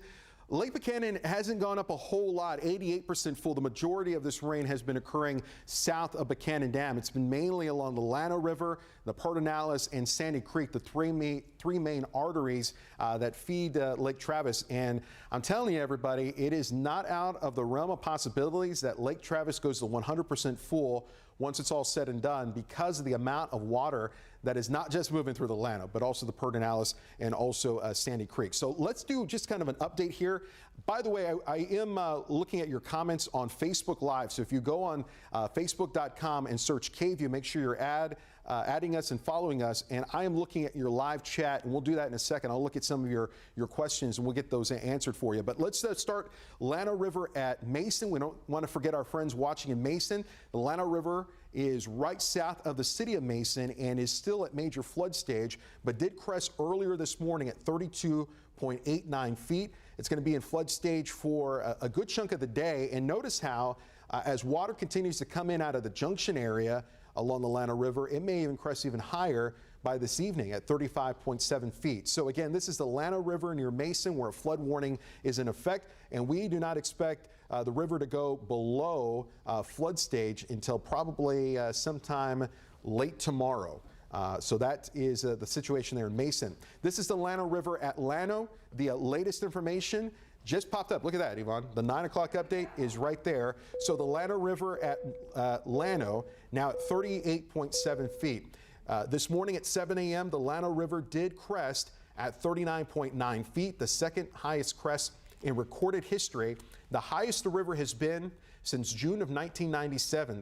The only other time in recorded history that it has been higher than today was in 1935 when it was at 41.5 feet. So that's why we are on the air and plan on being on the air for several hours, as this is a dangerous situation with that water continuing to move on in. So the river is going to stay at major flood stage all day today.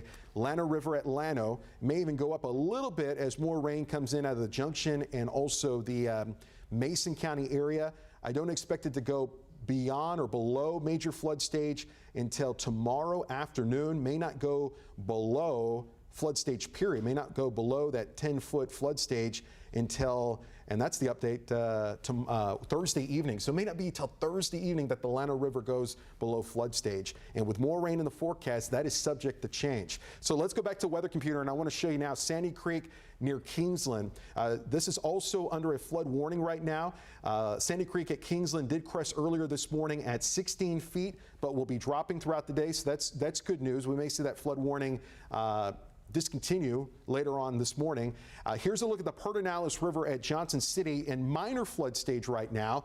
Right now it is at 14.7 feet. I'm sorry, it's at 15.9 feet, but expected to be at 14.7 here shortly. And it's minor flood stage. So we'll keep an eye on this, but it's not the same kind of serious situation that we're seeing along the Llano River. And for our friends that are watching in Williamson County, we're not forgetting about you, but you're okay right now. San Gabriel River at Georgetown, the South Fork of the San Gabriel River, in moderate flood stage, cresting shortly at 15.4 feet, like probably within the hour before that goes down in height as we roll through the afternoon. So those are the latest river and creek warnings that we have across the area right now. There's the latest lake levels, and these numbers will continue to go up as the rivers continue to flow that water right in to Lake Travis. So there's the latest statistics that we're looking at it to be at major flood stage, the Llano River, all day today. And again, this is going to be the second highest crest in recorded history. Last time it was this high, 39.1 feet back in 1997. It is coming up towards 9:30, and the reason why you're not watching Kelly and Ryan right now is because of breaking news of a river flood warning. The Llano River now over its banks for the second time in about a week. But this is much worse than what we saw 8 days ago when we had live pictures and reporters in Llano. This river is a lot higher, and the water is moving through Kingsland and Granite Shoals and moving into Marble Falls. The Llano River moves into Lake LBJ. Lake LBJ will be up several feet than normal at Lake Marble Falls. Erica Lopez telling me now that all 10 floodgates at Wirtz Dam and at Starkey Dam, all 10 at Starkey Dam as well, they are open to allow that flood water to go from the Llano River, and trying to do it as safely and as fast as possible. That's what the LCRA is trying to do. Take that flood water from the Llano River to Lake LBJ to Lake Marble Falls and eventually make its way into the upper sections of Lake Travis. Water not only coming in via the Llano River into Lake Travis, but as you saw, water coming into Lake Travis via Sandy Creek and the Pedernales River. And that's why that number at 86% full at Lake Travis is going to go a lot higher in the next several days. But because of plenty of storage now, and flood storage, about 33 feet of flood storage, there are no plans for any kind of floodgate operations at Mansfield Dam, meaning we do not expect flood waters to make its way through Lake Austin and eventually into Lady Bird Lake. So this is not a huge issue for the city of Austin. We're going to keep an eye on it, but again, there's plenty of storage at the Mansfield Dam, out at Lake Travis, that the flood waters are going to stop there, Yvonne. They're going to stop at Lake Travis and not come into the city of Austin. But serious situation in Kingsland and Granite Shoals and Llano and Marble Falls right now. The highest the Llano River has been since the 1990s, the second highest crest in recorded history, and those records go back into the early 1900s. Okay, you know, just a few minutes ago, Albert, officials with the Lower Colorado River Authority, LCRA, they announced that they're immediately closing Lakes Travis, Marble Falls, LBJ, Inks, and Buchanan until further notice. Again, this is immediate. So again, LCRA closing Lakes Travis, Marble Falls, LBJ, Inks, and Buchanan. Now we also have Molly Oak out in Llano. Molly, I know that you tweeted earlier about the Llano River. What are you seeing out there right now? And thanks for joining us, by the way. Yeah, and it's hard to believe that I was here 7-8 days ago, and I actually did a live shot standing underneath that bridge, showing how high it potentially could get. Now, of course, that happened only about a week ago. It hit about 24 feet, now expected to get up to 41 feet, potentially record-breaking, definitely dangerous conditions. You can see just how high that river is, and it just crashing through underneath that bridge. A week ago when I was here, I was talking to residents who it was almost more of a spectacle for them to see it hit that 24 feet. A lot of them waiting along top of that bridge, some of them saying that they remember way back in the day, who've lived here just about all their lives, waiting on the bridge to see if they could get that water to touch their feet. Well, no one on the bridge today, thankfully, but that water getting dangerously close, just splashing up just underneath that bridge. You can see it just rushing through. This typically is a park area that you can walk down. It's rocky. You can see the trees, and now we're just watching major branches come through, rushing the area. Of course, a lot of people out and about here. We're having the rain die down just a little bit in Llano, guys, but just for now at least. However, a lot of people out here looking, taking pictures, taking it all in. Many of these residents saying either they've never seen the water like this, or maybe they've only seen it once before. So potentially record breaking again right now, expected to hit 41 feet. Emergency officials blocking off the area. A lot of water on the roads. I know in the past we've had web stories up on KVUE.com where you can check, I think it's atxfloods.com. That keeps an up-to-date site of which roads are going to be closed. That's going to be a good one to keep in your back pocket today and maybe even through the next couple of days, just depending on how much water this area gets, guys. Molly, thank you so much. It's interesting, as she said, she can kind of put herself in that same situation where she was just days ago, and she could see between then and now the big difference, which is obviously very astonishing.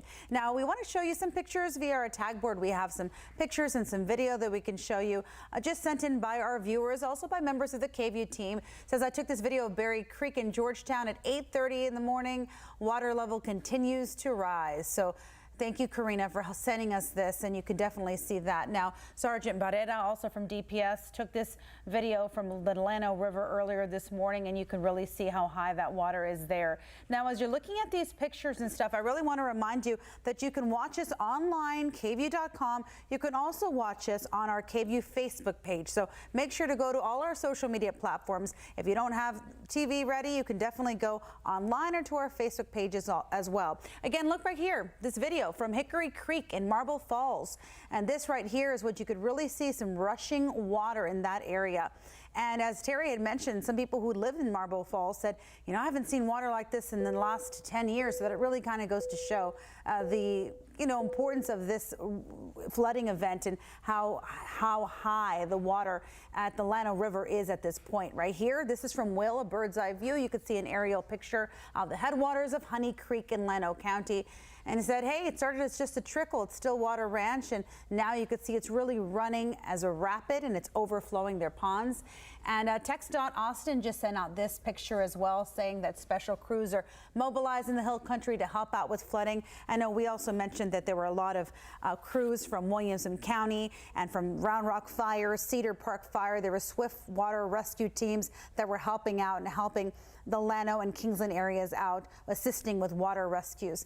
And again, we are just being told that a bridge south of Kingsland has washed away. So this is definitely something that just goes to show the power of this water. Erica, let's check in with you. We're getting confirmation by the National Weather Service office that the bridge, and I believe we've been talking about it throughout this morning, it's on FM 290, the FM 290 bridge along the Llano River, which is just south of Kingsland, just completely washed away. So that's the latest information coming out from there. So just incredible amount of water making its way through Llano. And then I also want to point out some of the latest information as well. This is including now a flash flood warning for parts of Burnett County. See these red polygons? We've been talking about a flash flood warning that's been intact all morning long for Mason, Llano, and also for Fredericksburg. It does now include parts of Burnett County. So we're going to start likely seeing some major issues in this area in Burnett County, and that is extended until about 3:30 p.m. So right now I want to give you the big picture. Not only are we talking about ongoing rain for parts of the Hill Country, but this includes spotty showers still ongoing for our central and eastern counties. And in our latest 3 hours, we're actually seeing some showers starting to regenerate in the latest scan on radar. Notice we had a little bit of a break for Austin and our eastern counties. Latest scan is starting to regenerate their showers, but starting to weaken what's going on across parts of the Hill Country, although these grounds are already so saturated. So we're talking about ongoing issues that will be intact throughout this morning. There's the bridge. This is the Kingsland Bridge. This is the Kingsland Bridge that we were chatting about earlier this morning.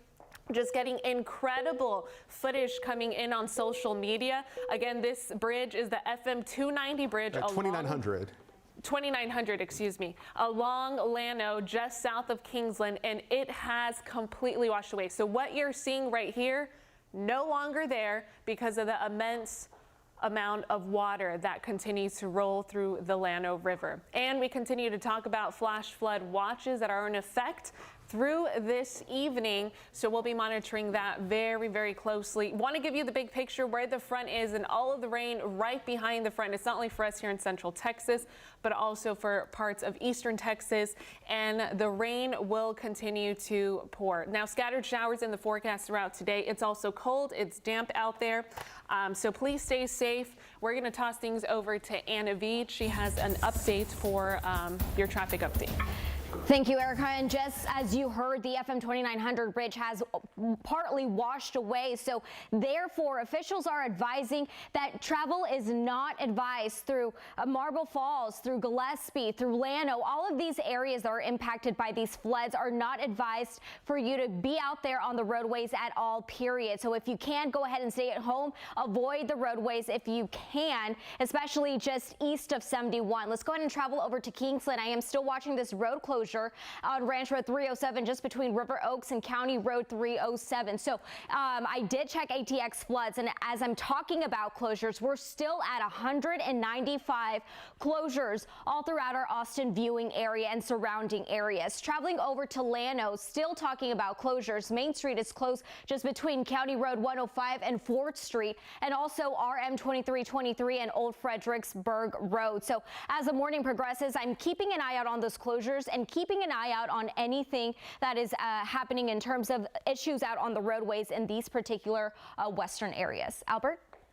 Anna, thank you. We'll check in with you here a little bit later on. I am looking at your comments and questions on our Facebook Live. So if you want to jump onto Facebook, if you've got a question for me or Eric or Anna, we'll be happy to answer that for you. Nancy is asking about travel today, wants to travel from the Johnson City area to Austin. Is it going to be safe? Well, the good news is Johnson City and Blanco County not included in this flash flood warning.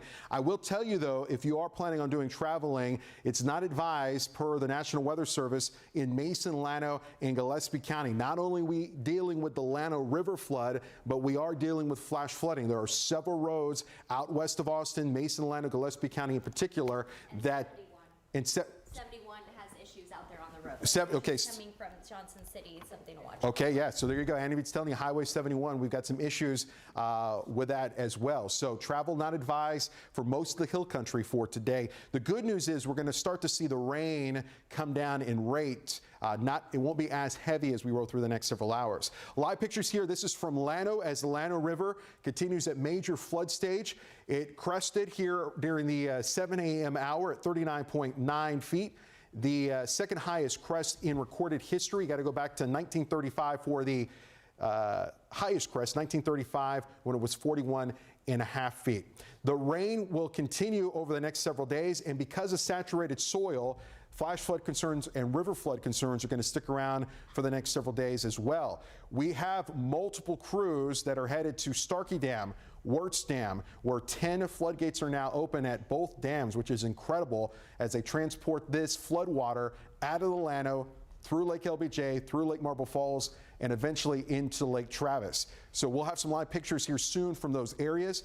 We'll have live pictures from Kingsland as well. We're all on top of this with our KVUE newsroom fully staffed right now. Also, we are live streaming on KVUE.com. So if for some reason you are watching us from along the Llano River, where the civil emergency message said that if you live along the Llano River within a quarter of a mile of the Llano River in Llano County, that they're advising you to evacuate. If that happens, you got to get away from your TV. We're streaming on KVUE.com. We're streaming on our Facebook page right now. Looking at questions on our Facebook page, Meryl's saying this is unbelievable and so sorry for those people. Yeah, just an incredible amount of water that continues to move along the Llano River. Also seeing some comments asking about areas south of Austin, around the Kennedy, Karnes City area. You're fine. This is activities mainly along the Highland Lakes. And we'll continue to look at your questions as those continue to come on in. So let's zoom in and we'll show you that we do have that flood warning in effect, not just for the Llano County area, but also for the Llano River as it moves through Mason, and then it moves into Lake LBJ and Lake Marble Falls. And I'll load some of the latest data for you that we have. And this is first in Williamson County. The San Gabriel River at Georgetown, the South Fork of the San Gabriel River, remains at moderate flood stage, but will be coming down in the coming hours. So we'll keep an eye on that. You want to stay away from the San Gabriel River, but the urgent situation this morning that's keeping us on TV wall to wall is the Llano River. And this is the Burnett River at Johnson City in minor flood stage now. So that river's starting to come down. And let's take a look at Sandy Creek near Kingsland. This at moderate flood stage, but will be coming down in the next couple of hours. This is a look at the Llano River at Llano, whereas the last observation as of 9 a.m., so 42 minutes ago, the river was at 38.7 feet after cresting at 39.9 feet around the 7 a.m. hour. And notice how the Llano River, these little dots here in purple, that's the forecast, it stays in the major flood stage at Llano all day long, doesn't go below major flood stage until tomorrow afternoon, doesn't go below flood stage period. Flood stage is at 10 feet until sometime Thursday afternoon, if not Thursday evening. And with more rain in the forecast for the Llano River is subject to change, but that's the latest data there. Don't want to forget our friends that are watching in Mason. This is the Llano River that flows south of the city of Mason and still at major flood stage, but will be coming down the next couple of hours. But because of torrential amount of rainfall along the Llano River around Junction, notice how the river jumps right back up to 35.7 feet here later this evening. So stay away from the Llano River if you're in Junction, if you're in Mason, if you're in Llano, and as the Llano River makes its way into Lake LBJ and also into Lake Marble Falls, as that flood water is continuing to make its way downstream and eventually will find its way into Lake Travis. Parts of the hill country have picked up nearly a foot of rainfall over the last 48 hours. I'm going to refresh here on this other computer some of the rainfall totals, and nearly a foot of rainfall in parts of the hill country along the Llano River where the creeks and the runoff goes, and that's why we're seeing that dramatic rise there. I'm going to also take a look at the latest information from the Lower Colorado River Authority, and this is brand new. So let me read this to you, and I'll zoom this out so we can kind of get a little bit bigger perspective. But this is going to be coming from the officials there at the LCRA, and they say, quote, water will be moving fast through Lakes LBJ in the upper end of Lake Travis as the flood water passes through the lakes. Water will be higher than usual at the upper ends of Lakes LBJ and Marble Falls and Lake Travis. The level at Lake LBJ at Kingsland near the 2900 bridge, which we're getting reports now has been damaged, it's going to be 10 to 12 feet higher than normal. Inflows into Lake Marble Falls are being passed through Starkey Dam, where 10 floodgates are now open. Also getting reports that Wirtz Dam has all 10 floodgates open. The level at Lake Marble Falls will rise 8 to 12 feet above the normal range at the dam and could be as high as 30 to 35 feet higher than normal at the upper end of Wirtz Dam. And they're saying that as rainfall continues in the hill country, there's some moderate pockets of rain still out there, that the flooding situation will continue. This is live pictures that you continue to look at. The Llano River moving through Llano right now. Not as high as it was just a couple of hours ago, but will stay where it is, major flood stage. So Yvonne, that's what the river's going to look like all day today, and won't look like the normal Llano River until sometime on Thursday as that water continues to make its way closer to Lake Travis. As we mentioned earlier, for those that are watching from Austin, there is plenty of storage at Lake Travis. So this flood water is moving into Lake Travis, Llano River, Burnett River, Sandy Creek, but we're not expecting any kind of floodgate operations at Mansfield Dam. So if you're in the city of Austin, if you live along Lake Austin, you live along Lady Bird Lake, you live downstream, Bastrop, Smithville, LaGrange, Colorado River, you're fine. This flood water stops at Mansfield Dam. Well, speaking of the city of Austin, I just got some information from Austin Fire Department. They're saying due to the current and ongoing flooding situation in the hill country, they have deployed a boat squad of 7 people, an AFD boat, and 2 chopper rescue personnel as part of their statewide response. So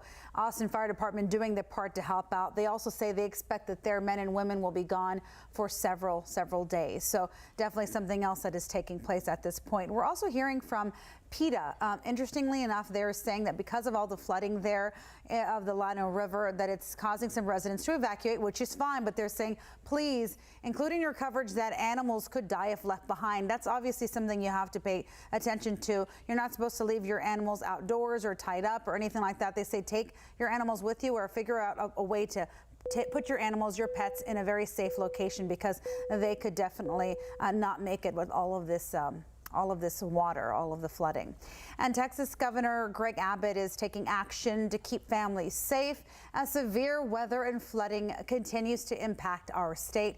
In fact, the governor has ordered the Texas State Operations Center to boost its readiness level from normal conditions to increased readiness. The move came around 8 o'clock this morning. We could tell you this, that Governor Abbott is also making state resources available to assist local leaders in the impacted communities. And not that long ago, I'd say maybe about 25 minutes ago, officials with the Lower Colorado River Authority, they announced that they're immediately closing Lakes Travis, Marble Falls, LBJ, Inks, and Buchanan until further notice. Again, this is immediate. And we're going to check in with Andrew. What's his last name? Andrew Wilson. He's in Marble Falls. Andrew, I know you're out there. Can you tell us a little bit about what you're seeing in that area, Andrew? Yeah, we're seeing what a lot of this area has been seeing here over the last few hours. The rain has been really coming down, and you see the water across the road here. This is 2nd Street in Marble Falls. This is just one of the streets in Marble Falls right now that is currently closed. You see the water rushing across the road here. This is just one of the creeks that's feeding into these rivers that are flooding big time across this area. It's causing major issues, and the reason why that you don't need to be going into this water is not just because the water is going across the road here, because you don't know how deep it is, but also because there's more debris in the water. We're seeing sticks, we're seeing trash go down the river. You don't want to be stepping into this water yourself, and you don't want to be driving across it because you can't really tell how deep that is. But when we walk on down this way, this is still a part of the creek, I know, but you see how high it is. This water is probably not usually all the way up touching those trees. You see it over there just kind of taking up higher and higher up onto the trees, and it lets you know how deep it is. The water's moving fast. A lot of these roads out here are starting to close down. We've gotten word that down by Johnson Park here in Marble Falls, it's closed because water is up above some of the speed limit signs that high, and then it's also closed parts of Lakeshore Park. The water down there in Marble Falls, right there on the river, way up, and it's looking like white water rapids down there as it goes through. So this is a serious issue once again. Very high water, very dangerous situation. Stay out of these floodwaters. KVUE weather team is out there just trying to keep you updated on what's going on here with all this rain that continues to fall, because once again, it's still raining. It may not be as hard as what it was earlier, but this is just adding to some of the issues out here in Marble Falls and what we're dealing with really all across the area. So here on 2nd Street, Marble Falls, right now closed. Andrew Wilson, KVUE News. Andrew, thank you so much. We just want to point out that Andrew is our newest digital meteorologist here at KVUE, and he's the newest member of the weather team. So thanks for joining us, and great report there. We want to remind you that if you're online or on Facebook, you can watch us on KVUE. It doesn't have to be on a television. So on KVUE.com, you can go there to watch what's transpiring here. You can also go to our KVUE Facebook page to get our broadcast as well. And now at this time, we're going to turn to another one of our team members, Leslie Adamy, who's live in Llano. Leslie, I know we've spoken to you throughout the course of the morning. It's been hours. What are you seeing out there, and what has happened the last time we spoke? Hey there, Yvonne. Well, yeah, you know, in the course that we've been here, folks continue to make their way out here to check out this historic flooding. And, you know, we mentioned earlier that the river had its touch of 9.9. The water not as high, however, one second. The water not as high, but still certainly moving very, very fast. Now, folks that I spoke with here say that, especially here at the Metal Art Shop, there have been some local law enforcement stopping by as well as some local residents. They shared that in this time that they have seen, you know, water flood like this before, but not to the extent of how fast the water is moving. Now, we here on this side of the bridge, it is closed off only to law enforcement and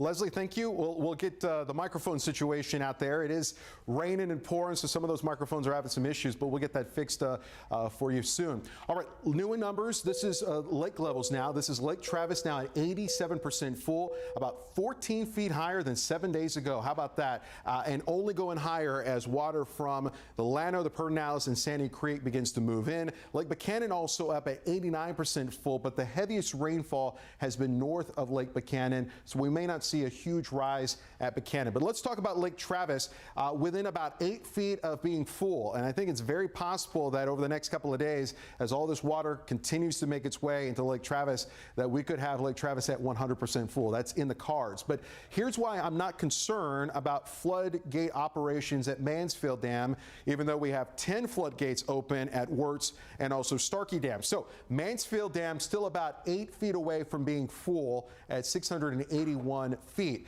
But Mansfield Dam, the only lake to have what is called a flood pool, which allows kind of a cushion for the city of Austin so that we don't have to see floodwaters roll through Lake Austin or Lady Bird Lake. So even when this is 100% full, and it's still 8 feet from that, you still have 33 feet of what's called a flood pool or flood storage. So that's why no dam operations are expected at Mansfield Dam, as this water will just make its way into Lake Travis, and we'll see that dramatic rise over the next several days at Lake Travis because of this. So this is a look. I know it's a little hard to see from home, but I'll kind of just get you through this and show you what we're looking at. So this is a look at the height of the Llano River near Mason, and you can see that big rise, and now it's starting to fall. But because we had so much rainfall last night, all that water continues to collect upstream around Junction, and we're going to see that dramatic rise once again. May see a higher crest at Mason at 35.7 feet. I should say Mason County. The Llano River is south of the city of Mason. So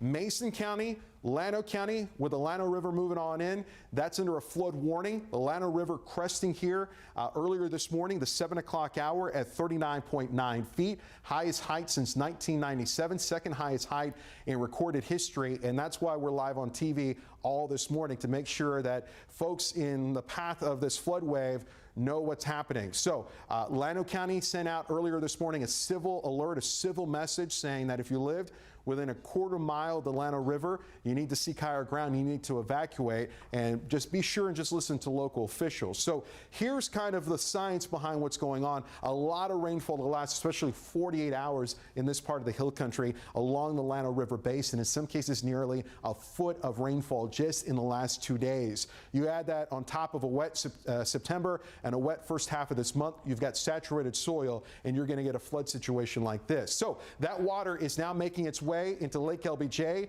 Marble Falls, and eventually will be making its way into Lake Travis as that water will continue to move downstream. And that's why there are 10 floodgates open at both Wirtz and Starkey Dam to allow for that flood water safely, but also quickly as possible, make its way downstream. So just listen to warnings and evacuation orders from local officials if you're in the Llano County, the Granite Shoals, and also Marble Falls area, Kingsland area, as this is serious. We're getting reports that FM 2900 bridge damage, and in some cases some reports saying that part of it has been washed away because of this flood water. And we talked about earlier this morning on Daybreak that we were concerned about Lana, but we were really concerned about Kingsland just because how the Llano River makes its way into Lake LBJ. It takes that dramatic turn to the south, and that momentum of water just continues moving east. So a serious situation there. Here's a look at the forecast. We'll start off with temperatures. We've got temperatures ranging from 41 in Mason and 41 in Fredericksburg with active flash flood warnings for the hill country. The National Weather Service saying that they do not advise travel in the hill country, in particular Mason, Llano, and Gillespie County, along with the Llano River and the Pedernales River flooding, and even looking at issues around Sandy Creek. We also have several low water crossings closed from last night that continue to stay closed this morning. And you can see some pretty good rainfall not too far from Stonewall and also the LBJ Ranch moving up towards the north. We've got some scattered showers around Round Mountain and Johnson City. Some showers moving into Austin, but we're good right now. The roads are slick. Watch out for some hydroplaning and some slick spots, and the same goes for areas east of the interstate. And I will mention, since we have this broader view of the radar, with that floodwater along the Llano River and even Pedernales and Sandy Creek, It goes into Lake Travis, but again, there's enough storage that we don't see any of that water make its way into Lake Austin, Lady Bird Lake, or downstream along the Colorado River. So this is just for the hill country. That's where the main concern is here this morning. Let's look at the radar loop from the last hour with scattered showers coming in from the southwest. Behind this cold front that is now well into Mexico and beginning to dissipate, we've got surface winds out of the north. So if you stand outside, we've got that cool north wind. But if we were to go up about 20 or 25,000 feet, the wind is more out of the southwest. That's why you see these showers coming in from the southwest, and that's a little bit more of a humid breeze off the Pacific Ocean. And with that humid, warm air overrides this cool air mass, you get this cloudy and rainy weather pattern, and in some cases the rain can be heavy, and that's what we're seeing. This is a look at future radar, and we're going to keep chances of showers and isolated thunderstorms around, but notice as we roll through this evening, not as widespread. So the good news is our rain chances start to go down this evening and tonight. There'll be some showers around, but nothing all that widespread on Wednesday. But I'm concerned about Thursday for additional flash flooding concerns, both flash flooding and river flooding. Because of saturated soil, some areas again have seen nearly a foot of rainfall. We may have more issues later this week. So Anna Veed, this is something that's going to be with us all week long. Let's talk traffic now. Any issues that you're watching? Yeah, absolutely. So those low water crossing closures have just been steadily increasing. We are now at 205. So earlier this morning, I reported 195. Well, that number's up to 205. So therefore, I want to zero in into the Llano area to talk about those specific closures. Let's talk about two main arteries that lead into Llano. So I want to talk about closure RM 152. So this Ranch to Market Road is closed off from the inner city. So from Flag Street all the way up to County Road 105, which is just west of there. Also, if we travel over here, just west of 16, 2323 is closed off from the inner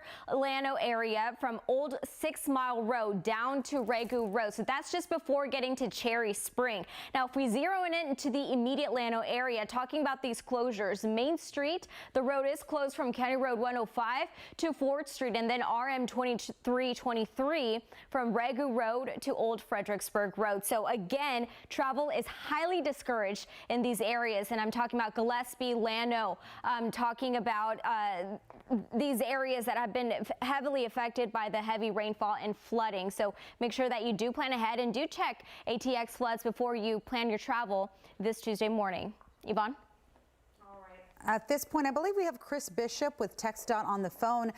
Chris, obviously, we talked to Anna Veed. We've been checking in on the roads. There's a lot of flooding, a lot to pay attention to this morning. What can you tell us? And thanks for joining us, by the way.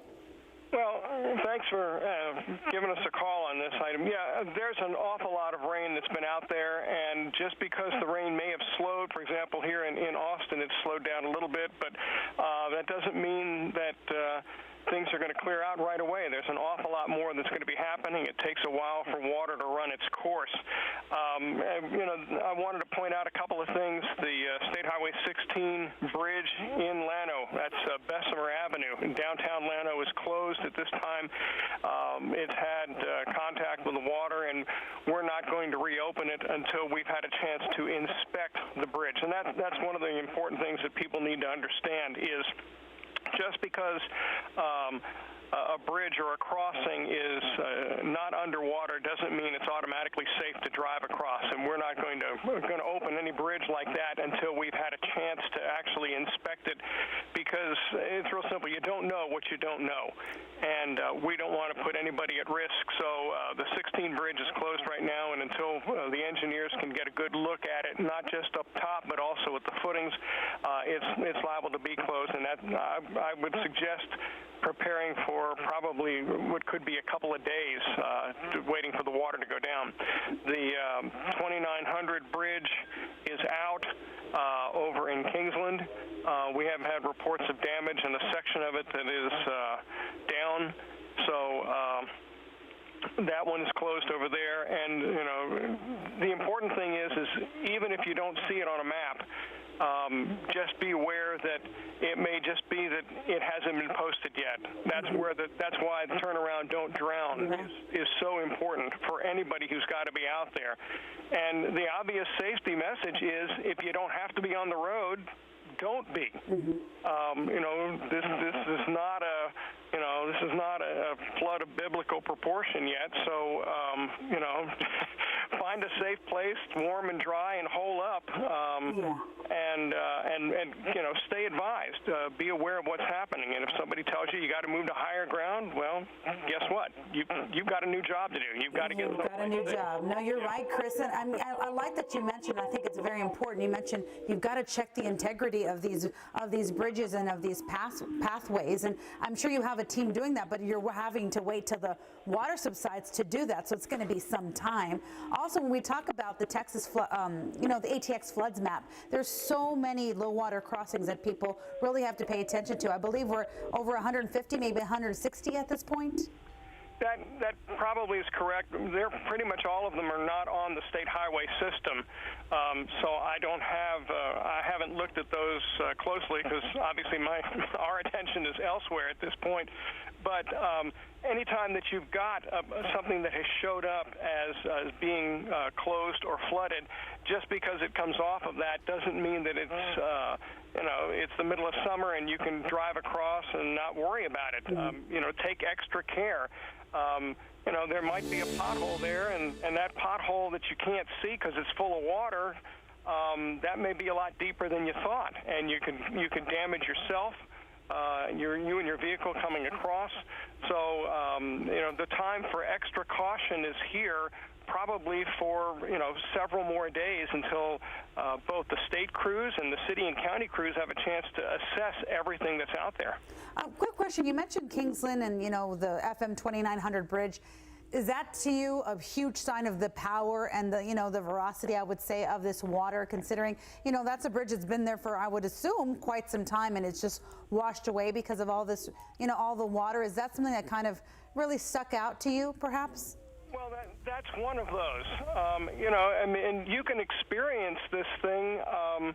You know, you can go to a wave pool and experience the power of water, and but you have to understand that when you're dealing on a road, and sure, a concrete beam might weigh 60,000 pounds, but with the constant pressure from water plus debris on it, you know, there was a TV show that I know of that I appreciate, and there was a line in one of the episodes, and it says, "Water always wins." That's true.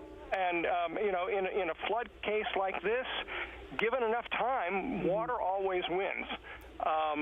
It maybe just hasn't lasted long enough, and that's what you're going to see in a low water crossing or in a low slung bridge. You know, we've gotten very, I don't want to say complacent, but we've gotten very comfortable with the bridge, the dam system in the Highland Lakes, and this is one of those exceptions to the rule.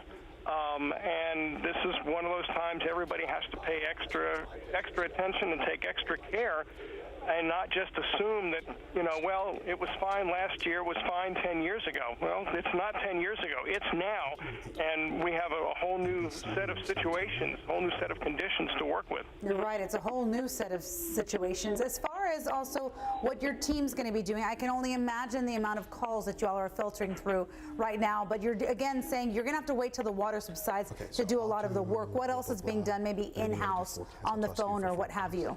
Well, first of all, of course, we have our people out checking roads, checking low water areas, places they know that are going to flood or where there are conditions that have to be watched. And that's what they've been doing. They're going to continue to do that until the threat and danger is past. And we'll be putting up barricades, working with local authorities, police, sheriff, anybody that's out there for emergency services to block off roads in order to protect people, to keep them safe.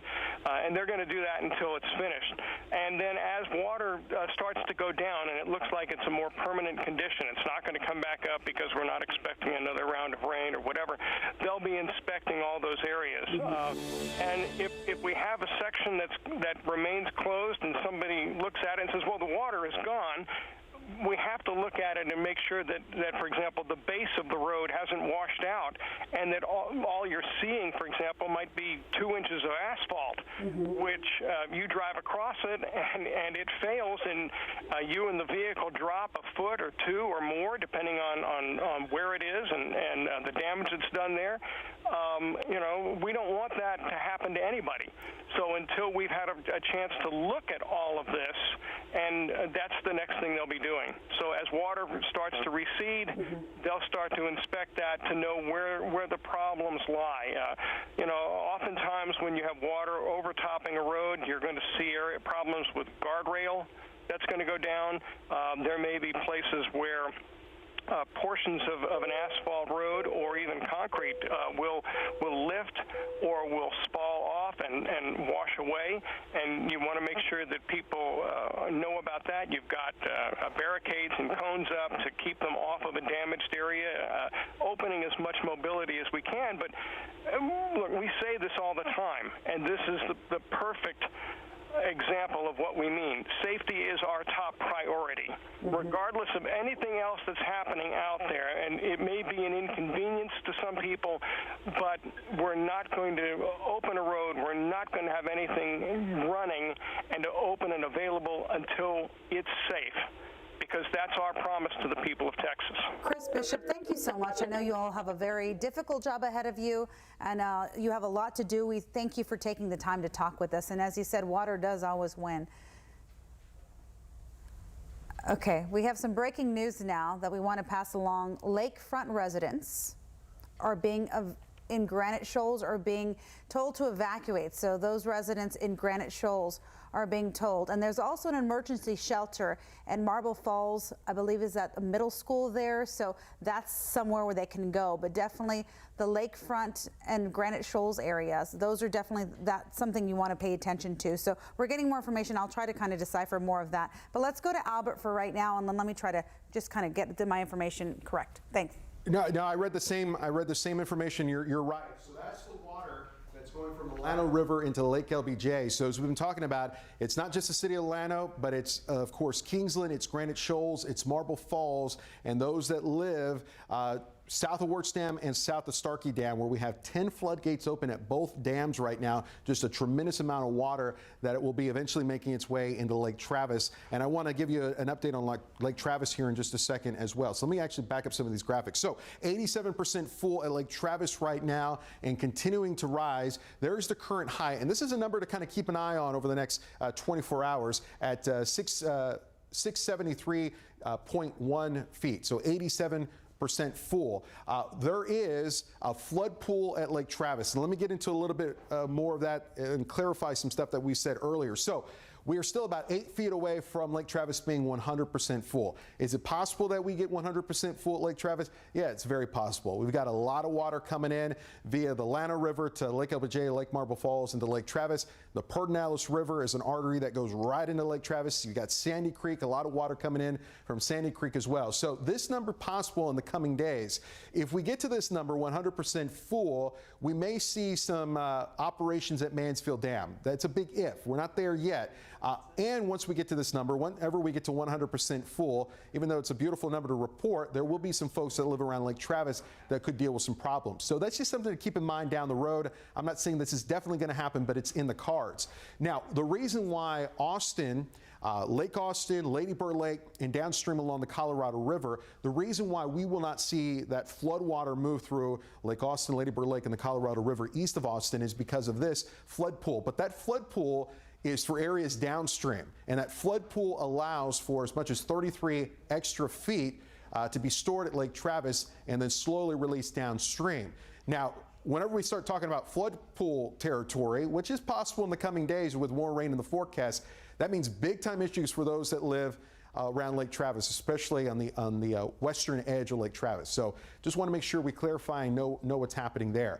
Okay, so the big breaking news story is the Llano River. The Llano River flood warning continues. The Llano River at a major flood stage right now. This is the latest information that we have for you. Llano River at Llano right now at 38.7 feet. It crested at the 7 o'clock hour at 39.9 feet, the highest crest since 1997, the second highest crest in recorded history. The only time the Llano River in recorded history has been higher than this morning's crest was back in June of 1935 when it went to 41.5 feet. So we're talking about a lot of water that continues to make its way down the Llano River. We got breaking news that we need to go to the desk. Okay, so let's go to Yvonne at the desk. We'll come back to this. All right, 2 bits of information. Again, all lakefront residents in Granite Shoals are saying to begin evacuations at this time.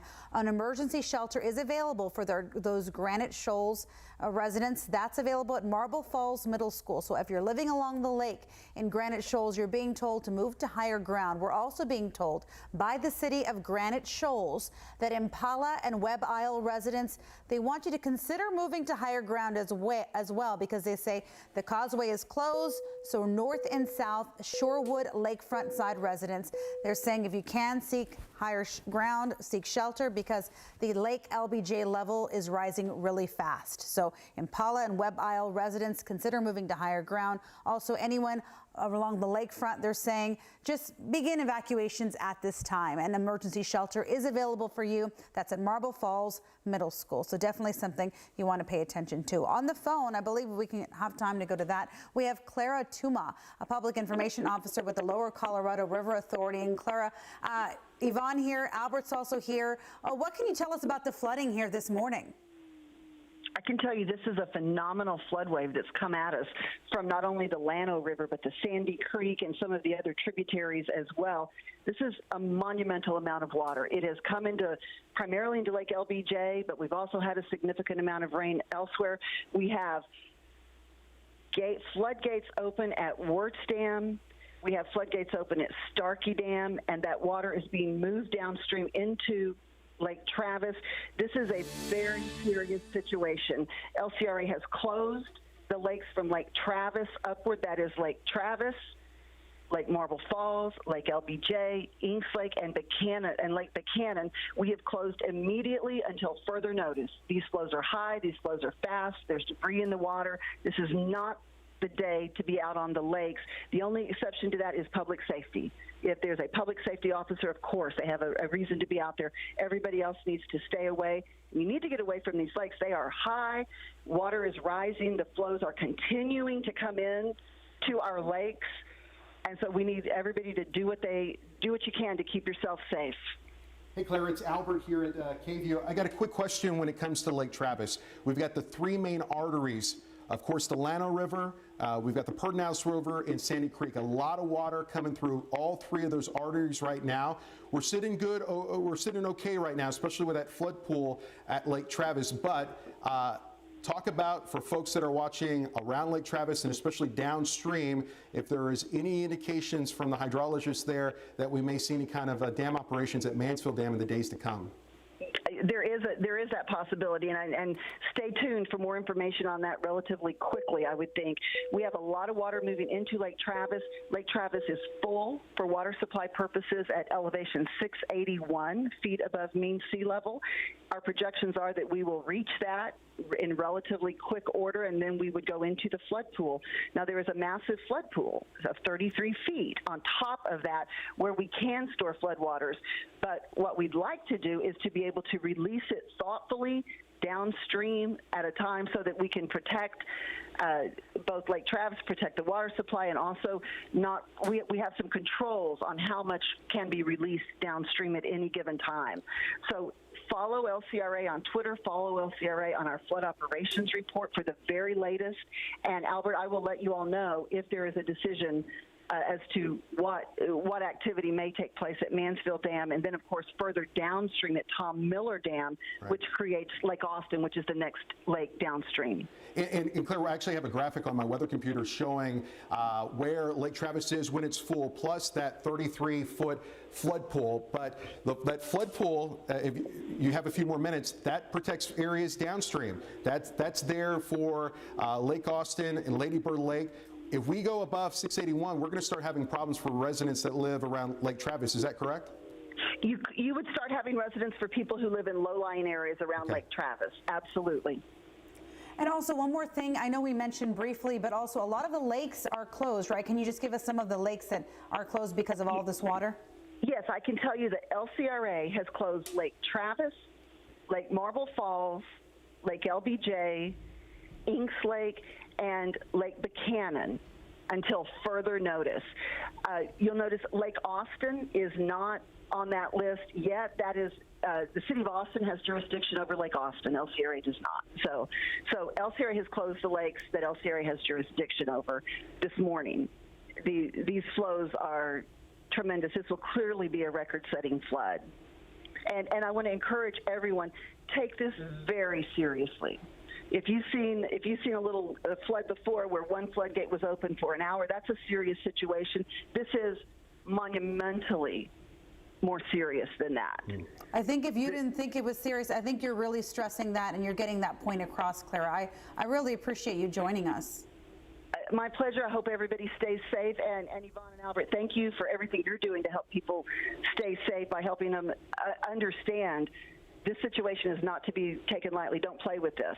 Clara, we appreciate your time. I'm sure we'll be hearing from you a little bit later today with any other news. Feel free to check back on in. That's Clara Tuma with the Lower Colorado River Authority, past KVUE alumni, a reporter and anchor here at the KVUE. I think I knew that and then I'd forgotten about that. That's very interesting. No, she really helped us out and also helping us out navigating the roads in the area here. We have Ana Virrey.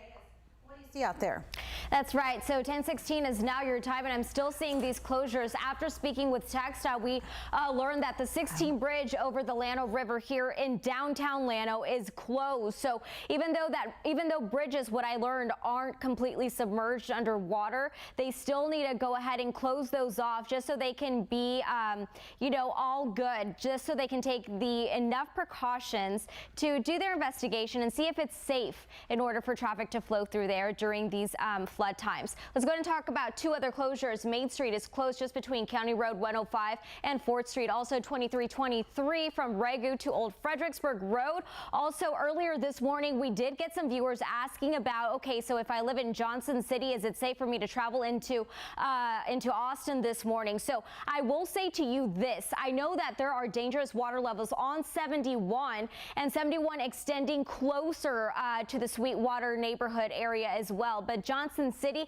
go ahead and consider 290 as an alternate route, as an alternate way to get into Austin this morning. That will make you drive through Dripping Springs, so maybe a little bit of an easier commute for you, but go ahead and avoid 71 completely, especially if you're driving just between Brady and Llano. So these are the areas that are highly discouraged to travel on. Erica? All right, time the forecast a little bit, and I want to highlight who is under a flash flood warning exactly, because one of the latest updates is now parts of Burnett County is actually included in this flash flood warning that also encompasses Llano into Mason and Gillespie counties. So cities that are included in Burnett do include Cottonwood Shores, Granite Shoals, Highland Haven, and also Marble Falls. So we've been chatting about those cities for the last few hours now. Right now, this is what radar looks like across the entire region. The reason why the Hill Country is under a flash flood warning, even though we're seeing rain for much of central and eastern parts of our viewing area, they have had an intense amount of rain that has not let up overnight and especially into yesterday evening. So that continued into this morning. Hence, we're talking about flash flood warnings. On top of that, the rivers are the big issue, which is why we still have a flash flood watch that's in effect as well. Same counties are included in that, but also on top of that, Blanco County. So Mason, Llano, Burnett, Gillespie, and Blanco counties included in a flash flood watch in effect throughout today. There's already ongoing flash flooding, lots of water rescues being reported out there this morning as well. Let's get to the forecast though, because when is this rain going to let up? Unfortunately, we're still talking about on and off scattered showers throughout today. On top of that, it's also cold. So think of all of our city officials, first responders, folks that are out there putting in work to help alleviate all these concerns, whether they're helping rescue anyone or say evacuating their place. It is cold out there, so thank you to everyone who's putting in some hard work and effort, not only with the rain, but also with still some gusty conditions and temperatures that are rather well above average for this time of the year. Let's walk you through your hour-by-hour forecast. This is our short-term resolution model. So it's our best short-term forecast model for the hill country. Rain is going to be ongoing throughout this morning, thankfully on the lighter with pockets of moderate rain, but looks like we'll get a little bit of a break by this afternoon, hopefully to recuperate. So rain chances will begin to lessen as we head into the afternoon and evening hours. Anywhere from scattered to pockets of isolated showers will be in place throughout this evening, but notice we start to clear out immensely compared to what we've been experiencing the last 36 hours, but a few bands could still regenerate into the afternoon hours tomorrow. So this is now our longer forecast model. We're looking in the next 48 hours or so, again, on and off showers, but still nothing compared to what we've seen the last 36 hours, but still a few bands possible to regenerate in the hill country, and this is just going to add insult to injury because the grounds are already so saturated. We cannot hold any more water, and those watches are likely going to be extended into possibly the overnight hours, as a matter of fact. So rain chances the next several days. We will lessen slightly, but still talking scattered to widely scattered showers as we head into Wednesday, including Thursday. Thursday, we're talking about more moisture in the forecast that will roll into the rest of the week and into this weekend. So temperatures on top of that will continue to be cold. Nothing like we're seeing today, and what we saw yesterday will bump up to the 50s the next 48 hours after that, and then settling into the 60s, hopefully back into the 70s by Monday after a long stretch of cold and very damp conditions. But our 8 to 14 day outlook keeps us above average in terms of rainfall. So we all know it's been a long summer out there, and earlier this summer we were in a severe to extreme drought. This moisture that we've had so far this month of October has definitely helped us. We now have just 2 pockets of dry conditions, but when we have so much rain in one short period of time, this is the type of issues that we have to deal with. So we don't necessarily want to add more rain on top of what we've already seen. And of course, with the allergy count, all this rain helps wash it out. So your 7-day forecast, Yvonne, keeps us very, very wet. Thankfully, I think after this morning, we'll get through the wettest stretch, and then hopefully we are able to get a decent amount of break from the heavy rainfall for parts of the hill country. Yes, we need the break. Okay, thank you so much, Erica. Williamson County authorities say they rescued a mother and a child after their car washed off of County Road 252 near Andice, and that's north of Liberty Hill. So I know that we found out a little bit more about that. Of course, we're asking you just stay off the roads. Not only did we have that rescue there, we were also hearing about another rescue, a water rescue by boat, where 2 people were rescued in Sandy Creek in Llano, and that came in from Ron Anderson with the Llano County Operation Emergency Management. So basically, water rescues, whether it's by boat, there's rescues all around going on right now at this point. So also another bit of information we're getting is from the Commissioner's Court, the Travis County Commissioner's Court. Apparently Starflight has 2 aircraft on immediate standby for more rescue operations, and they say they're also standing up the Aviation Operations Center at the hangar in coordination with DPS, APD, and Travis County as well. So of course everybody's going to be in coordination with one another to make sure that everybody gets together and they get all the information and all the help that they need to surrounding counties and cities. As far as the, you said the low water crossings, I believe we still have a lot of those, but ATX Floods map is still talking about all those low water crossing closures, and we have more than 100. We have at 110 at this point. Oh, sorry about that, 210. My fault there, 210. So that really goes to show at one point this morning we're at about 100. Now that number has doubled, so we're at 210 low water crossings. So that's definitely something to really pay attention to. If you don't need to be out on the water, on the roadways, don't. And we even spoke with Clara Tuma with the LCRA, and she was saying the only people really who should be out on the roads are emergency crews and operation management, but not the average person, not someone like me or you. We shouldn't be doing something like that because that puts them in jeopardy while they try to help others. You know, Granite Shoals authorities, they're now asking anyone who lives along the lakefront to evacuate. We talked about that just momentarily a little while ago. And neighbors can go to the Marble Falls Middle School for shelter this morning. That That middle school is on Pony Drive near FM 1431. So in Granite Shoals, definitely, if you live along the lake, you're being told to evacuate, to seek shelter and seek higher ground.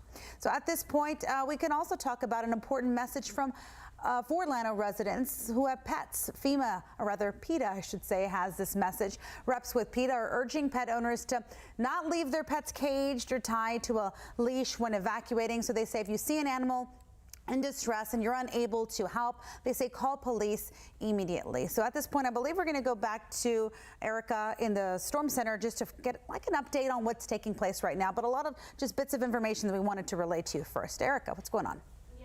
Well, if you're just tuning in, obviously all of this rain is filtering into the lake levels or into Lake Travis. We're talking about increasing lake levels now at 87% is where Lake Travis is officially. So also keeping a close eye on Lake Buchanan, their percentage is up a little bit at 89%. We are now getting closer to what would be considered full capacity, which is 681 feet. So we're still a little bit below that, but now above average in terms of our October average full capacity that we're normally at for this time. So still lots of flood warnings in place. Llano has been our biggest issue. Llano River, which now has officially made the second highest historic crest for us here in central Texas. So this has been a big story with ongoing flash flooding concerns. Something positive that I'm able to see here on radar. So this is our current radar with the latest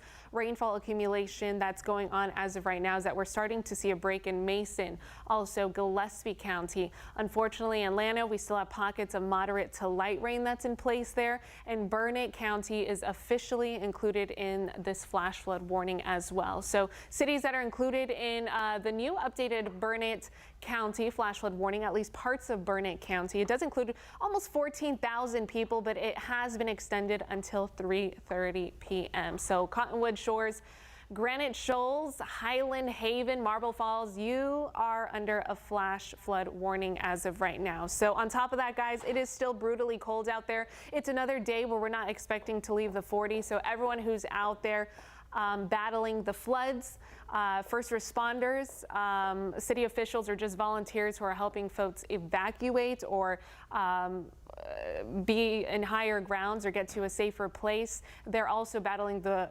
extreme, well, at least the cold that we're not used to. So when it's a wet, windy, and breezy type of weather pattern that we're in, it is not fun if you're out there working. So scattered showers continue to develop with pockets of moderate rain also.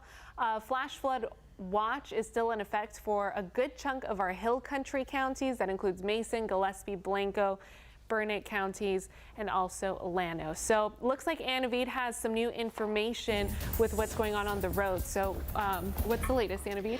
Thank you, Erica. Well, according to TxDOT, just before 10:30, I am watching that there are a couple of roads just west of Llano that are back open. So this is 71 and State Highway 29, just west of Llano. These two have now reopened, but this doesn't mean to not take precaution on these roads. Just because they're back open doesn't mean that you need to rush through them. Go ahead and still take your precaution. Drive slow. There are still closures in this area, as Yvonne mentioned. I also just checked ATX floods, and there's still 210 low water crossing closures all throughout the viewing area. So the closure is still intact here. Two main arteries that lead into Llano. The first one here on RM at 152 from Flag Street in downtown Llano to County Road 105, and then another closure 2323 from Old 6 Mile Road in downtown Llano to Regu Road, and then also the 16 Bridge is also closed in downtown Llano. Yvonne? All right, thank you so much. KVUE News has teams spanned out across the area to try to give you as much information as possible. We have reporters in Llano, we have reporters in Marble Falls, but let's go to Leslie Adamy, who has been out in Llano since about 5 or so this morning. I know, Leslie, you've been out there. By any chance, have you spoken with anybody? What else is new out in that area? Yeah, good morning to you. Long morning. It has definitely been out here in Llano. Yeah, we've been as you can see, a lot of folks still making their way out to check out the flooding for themselves, grab some video and document it themselves, because as we have been mentioning all morning long, this is a historic flooding event. So folks have been coming by to check it out, and You know, earlier there was some folks here with the LCRA who were sharing with me that a lot of their group is on the other side of the bridge, and that the reason why that this bridge is closed down, obviously for several safety reasons, but whenever they were allowed to pass over it, they could feel the force of those waves moving under them. That's how powerful these floodwaters are. They also told me that it might be several hours until, like, the floods will have to drop at least 10 more feet until they can get out on a boat to do some more measurements out on the water. As you can see, they say, you know, obviously safety, a very big concern of theirs, to get out on that boat, get out on that water. Now, just to give you an idea, where I'm standing right now, we're not exactly just on the river's edge. This right here where I'm standing is a city park. So you have the park right here. Excuse me, the park right here, and then you have the riverbank, and then you have the river. So that just goes to show you how much this water has traveled onto the embankment, onto city streets right here. I do want to point out that where me and my photog JP are standing, we are safe. We are abiding by all the safety precautions that the law enforcement here in the area are pushing out to us, and we're going to continue to stay right here and continue to talk with folks here in the area and gather more information and relay it back to you guys. But for now, live in Llano, Leslie Adamy, KVUE News. All right, Leslie, thank you. Geez, there are a lot of people out there kind of taking a look at what the river looks like. Let's check in with Albert Ramon. Albert, I was also noticing here, we just posted something on KVUE's Twitter handle, and they said large debris is going over Starkey Dam. So that just also goes to show what's in the water. It's not just, you know, so that's interesting.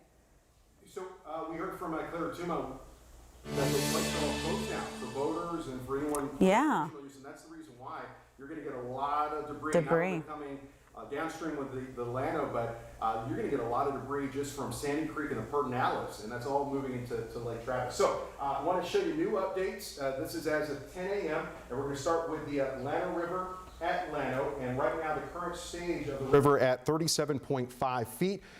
The Llano River did crest earlier this morning during the 7 a.m. hour at 39.9 feet, the second highest crest at Llano along the Llano River since 1997, and the second highest, I should say, in history. The only higher it's been was in 1935. But notice how on our forecast here, the river comes down as we roll through the afternoon, but this evening it goes back up. That's because of additional floodwaters coming upstream from Junction. So this is going to be in major flood stage all day, and even tonight. May not see it come out of flood stage until tomorrow afternoon, and will not go below flood stage, below that 10-foot flood stage, until it looks like now Thursday evening. So that's the update for the Llano River at Llano. This is going to be the Llano River at Mason, and the update here, let me see if I can refresh this and see if there's some new information. But this one is also going to be increasing once again.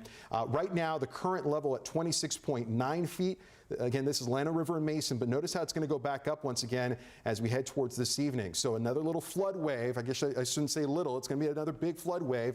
And actually, the crest could be higher this evening in Mason County along the Llano River. And we'll finally move out of major flood stage as we head towards the early morning hours tonight. So that says 3 a.m. on the 17th. And then going below flood stage not until Thursday afternoon. This is a look at the latest information from Sandy Creek near Kingsland. This remains in moderate flood stage at 18.2 feet and will be coming down as we roll through the day. So Sandy Creek will be coming down at Kingsland. This is a look at the latest information from the Pedernales River at Johnson City in minor flood stage now. So that's good. May go up a little bit this afternoon, but it stays in minor flood stage, the Pedernales River in Johnson City. And we don't want to forget our friends that are watching right now in Williamson County. Here's the latest from the South Fork of the San Gabriel River that moves through Georgetown. And this is a new update for you. Right now, it is currently at 16.4 feet. But as we head towards this afternoon, this is showing 1 p.m., it goes to 20 feet. So that's going to be increasing. So stay away from the South Fork of the San Gabriel River. But the main thing is the Llano River. That's where we're having this big flood wave, as LCRA media person Claire Tuma said. With all the rain that we've had over the hill country, now that flood wave moving across the Llano River, Mason, Llano, and moving downstream from there. And that's why we're getting big time issues in places like Kingsland, as well as granite shoals. It's really unbelievable to see the reports that the Farm to Market 2900 bridge has collapsed because of floodwater. Just incredible. I'm starting to kind of get little flashbacks of what we had to deal with back in May of 2015 with the Blanco River flood, with this kind of a height and this kind of a damage that's just now starting to stream on in. So where does the water go? Well, the water right now is being moved from the Llano River into Lake LBJ. That's why Lake LBJ is a lot higher than normal.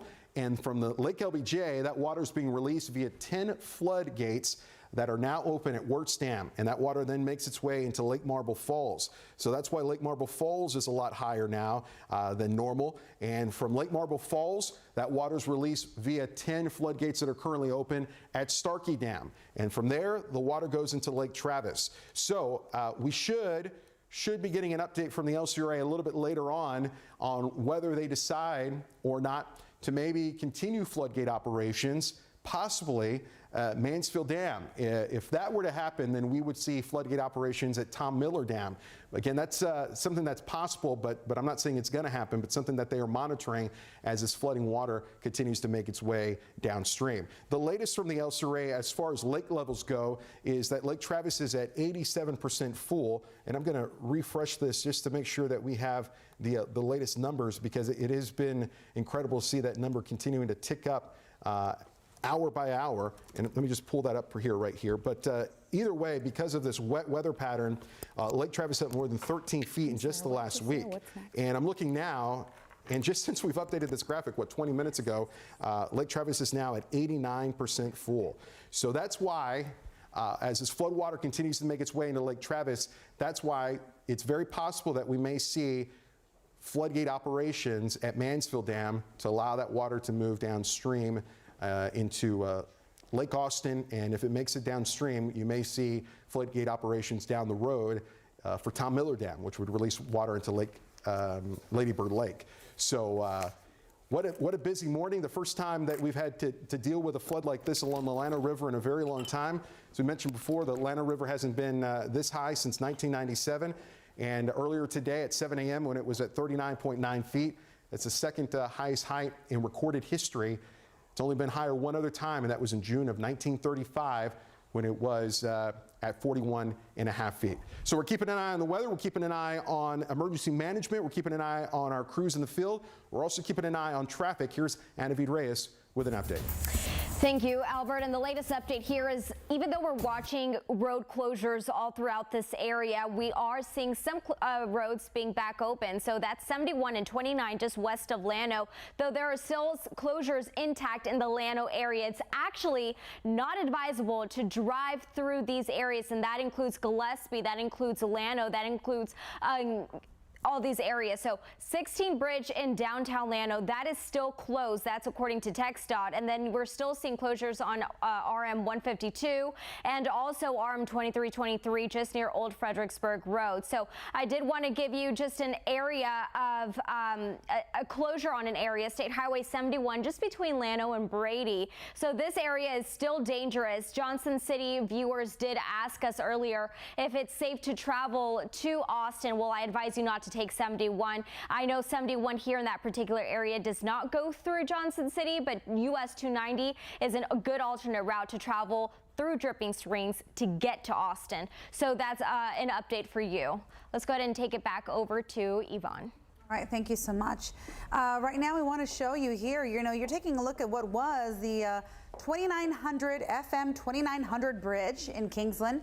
Earlier this morning, the bridge flooded and it collapsed. We were showing you some still pictures earlier, and now this is some video, closer up video.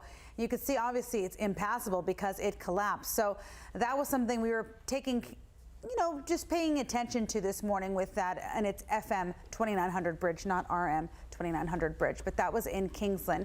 As far as you in Kingsland, that community center, they're open for anyone who needs to evacuate. So if you're thinking, well, where do I go to seek shelter?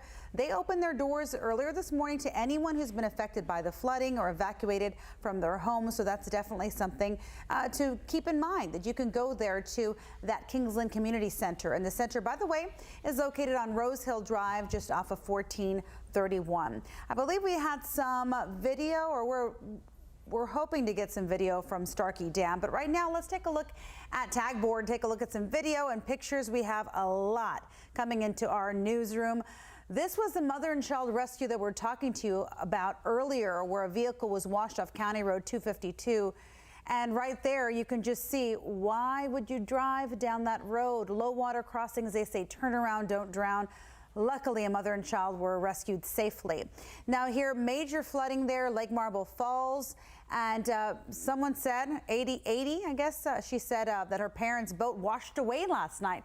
That just goes to show how much water they received there. Let's take a look at some more pictures here. RM 150 at Onion Creek closed due to flooding. Now, if you see water on the roadway, we keep saying turn around, don't drown. There's a reason for that, and that's why the officials like TxDOT say that as well. And this is some video from Berry Creek in Georgetown.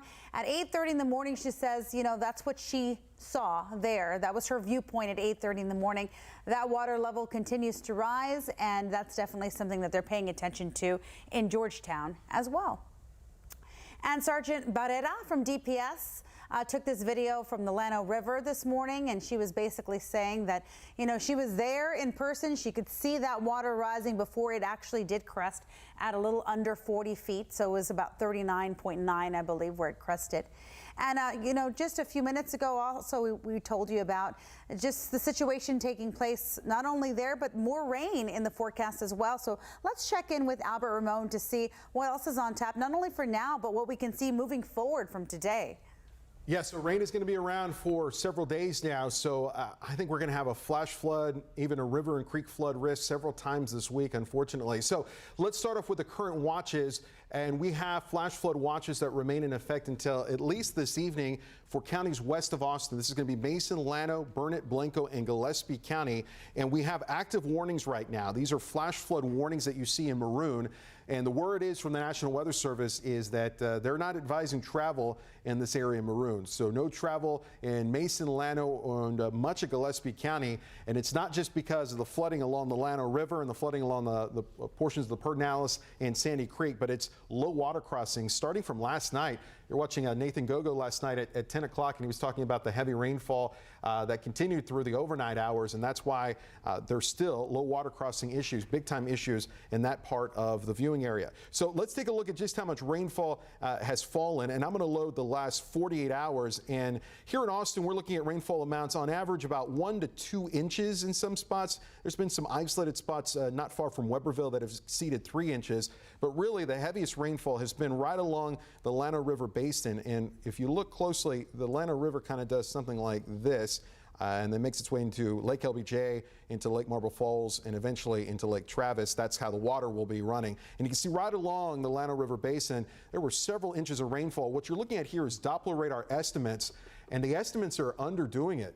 We're getting reports over the last 48 hours of, in some cases, nearly a foot of rainfall in this part of the area. And that's why we're dealing with this flooding that continues to go on along the Llano River. So flash flood warning in effect. This is for primarily those low water crossings and road closures until at least 3:30, and it does include Mason, Llano, and Gillespie County until 3:30 here this afternoon. So what can we expect for the rest of the day? I'm going to load our hour-by-hour future radar, and as we talked about yesterday and Erica talked about this morning, we're going to see a decrease in coverage of rainfall. Now, are there still going to be showers and storms around? Yes.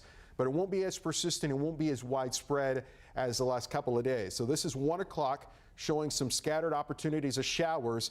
Thankfully, though, in areas that are not waterlogged like the hill country. It looks like the best opportunity for showers will be along and east the interstate at 1 o'clock. By 3 o'clock, not a whole lot of coverage, but just a few isolated showers around. And we're going to keep the rain chance around, but it's not going to be all that heavy as we roll through even tonight.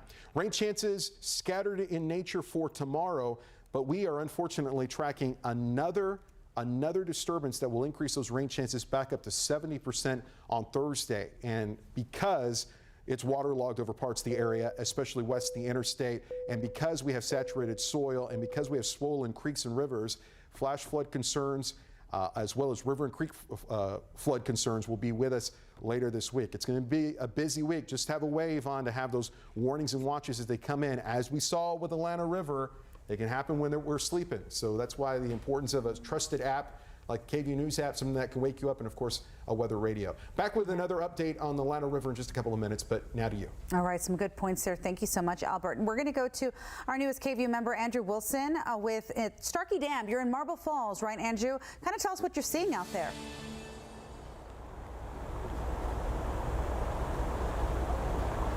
I was having trouble hearing here. It seemed like y'all were tossing out to me. I just wanted to give an update out here at the Starkey Dam. Right now we've seen a lot of debris going over the dam. The water is way up. We're here in Marble Falls. That's where the Starkey Dam is, just in case you're not aware of where that is. And looking back at the water, you see how much water is going over the dam at the moment. It's pretty actually even what I would say scary looking, how much water is heading over that. You imagine now the power behind that water that's heading over the dam at the moment. And it's not the only thing going over it. We're also seeing debris down there. We've seen parts of docks. We've seen what could be considered parts of structures. It's not 100% sure because we are a bit of a distance away, but definitely a lot of debris as far as sticks, trees. We've seen, of course, pieces of docks. We've seen what could be considered small boats down there as well. And all this is continuing its way down the river. This is debris that's going to be sticking around in some of the lakes and the rivers for days and weeks. This could be a little bit of a hazardous situation, not just for those who live along the rivers, but also for boaters throughout the next week. But of course, for the situation right now, they've had issues with, there goes a big tree down right there, down the dam itself. The situation right now is the fact that all this water is rising rapidly in places. It's backing up onto the creeks that meet right here at the river, and it's going to continue to back up on those creeks here as all this water continues to try to make its way down and eventually kind of just spread out into a larger river. So anybody who lives along a body of water within the hill country needs to be aware of any issues of flooding within their area. That's something we're going to continue to track out here, and we're going to continue to watch this water once again go over the falls here at Starkey Dam, and we'll continue to keep everyone updated on it. So live out here at Starkey Dam in Marble Falls, Andrew Wilson, KVUE News. All right, Andrew, thank you so much. I mean, when you're talking about all the debris there, that can be really dangerous there at Starkey Dam, but we have reporters spanned out all across the area. Let's go to Molly Oak now, who is there in Llano. Now, Molly, we talked about the fact that you were in that almost same location about a week ago, but now I believe you're at Kingsland Bridge. So let's check in with you and see what you see. Yeah, headed about 30 minutes away to Kingsland Bridge, 2900 Bridge. Just check this out, because this is something that has been bringing people over and over for about the past 20 minutes as we've been here to come and look at. Each person that I talked to said they never expected to see this one, guys. You can just see that water rushing completely through, washed away the bridge. Not only that water continually coming through at pretty high speeds, but it seems like, from our end at least, it's getting a lot higher. Now, officials on scene told me this happened around 9:15. They got the alert that the bridge had washed through. That's why we have these barricades up here. And obviously you can see potentially some of those emergency lights on the other side of the bridge. One thing they do want us to pass along, if you do want to come and look at this, because obviously it is a sight to see, please guys, don't go past the barricades. Officials have been asking people over and over for about the last 20 minutes to continually keep coming back. They don't know how stable the rest of this bridge is. Stay here if you feel the need to see what it looks like. If not, just look at the video that we've got going on behind us. And I want to bring you over to this side as well, my left. You can see that water continually moving through. This water has come up even higher since we've been here. It's coming up to houses now. A lot of these boat houses have been destroyed. You can see the one just over there, Connor, if you can point them that way, with that roof just collapse on it. So a lot of damage already. Again, I said this when I was over before, but this is potentially historic and definitely dangerous. So we want everyone to stay safe and stay updated, of course, on air and online and on our mobile news app. All right, thank you so much, Molly. We appreciate that. Now let's turn things over to Erica. Erica, what are you seeing on the radar right now?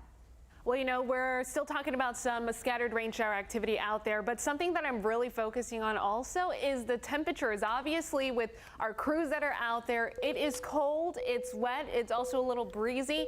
So hats off not only to our reporters, hats off to the first responders, and also folks that are just volunteering, possibly taking in evacuees that are trying to evacuate and be safe out there, because it's not only wet, it's also cold. So you put those two together, we're talking feel like temperatures in the hill country right now, likely in the 30s because of a breeze that's still out there, with on and off showers that continue. Now we do see an improvement on radar compared to what we had overnight and earlier this morning. Still some pockets of relief of drier conditions, but we also still have pockets of moderate to light rain that are just adding insult to injury in these areas. Now the maroon shaded boxes, those are flash flood warnings that are ongoing. It does include Mason County, Gillespie County, Llano counties, and now even including parts of Burnett County. They're in effect until 3:30 p.m. They have been continuing to be extended throughout the morning and now extended into the afternoon. So we have watches in place throughout this evening.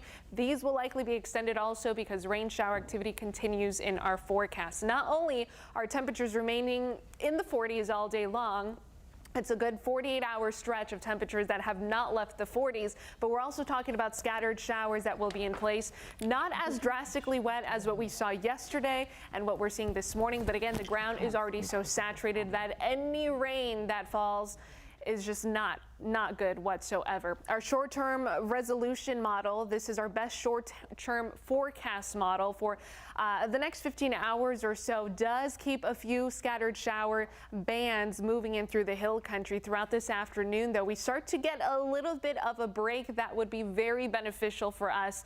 And then hopefully we get a decent amount of break tomorrow. Tomorrow's actually our day that's forecasted to be the driest, at about a 30-40% chance of some shower activity, but still the hill country having the best chance of that rain throughout actually the entire week. Let's talk about our rain chances for the next week. So tomorrow, again, a 40% chance of rain.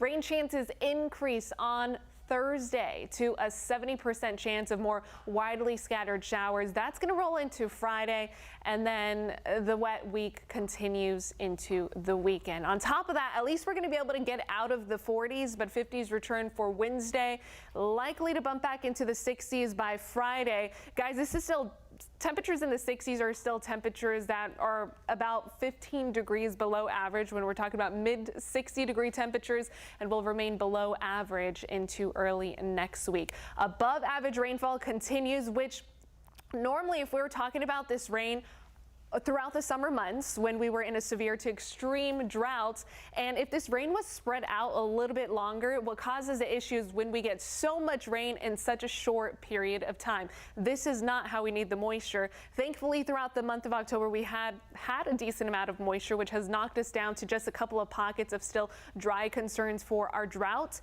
This is likely to be washed out by the time we get to the end of this week. But again, the fact that we're getting so much rain in such a short period of time is not good news. This has also helped wash out our allergens throughout the last couple of days, so good news if you're someone who suffers from allergies. But quick look at your next 7 days. The wet week continues. The winter-like temperatures continue as well.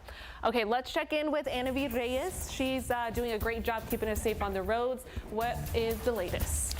Thank you, Erica. Right, well, your latest update at 10:53 is a new Kingsland closure. So according to TxDOT, Ranch Road 1431 is closed just between Bonnie Cove to County Road 132B. So this is the latest closure that has been reported out there, especially in the Kingsland area. So even though this is a brand new closure, the total number of low water crossing closures all throughout our area has gone down.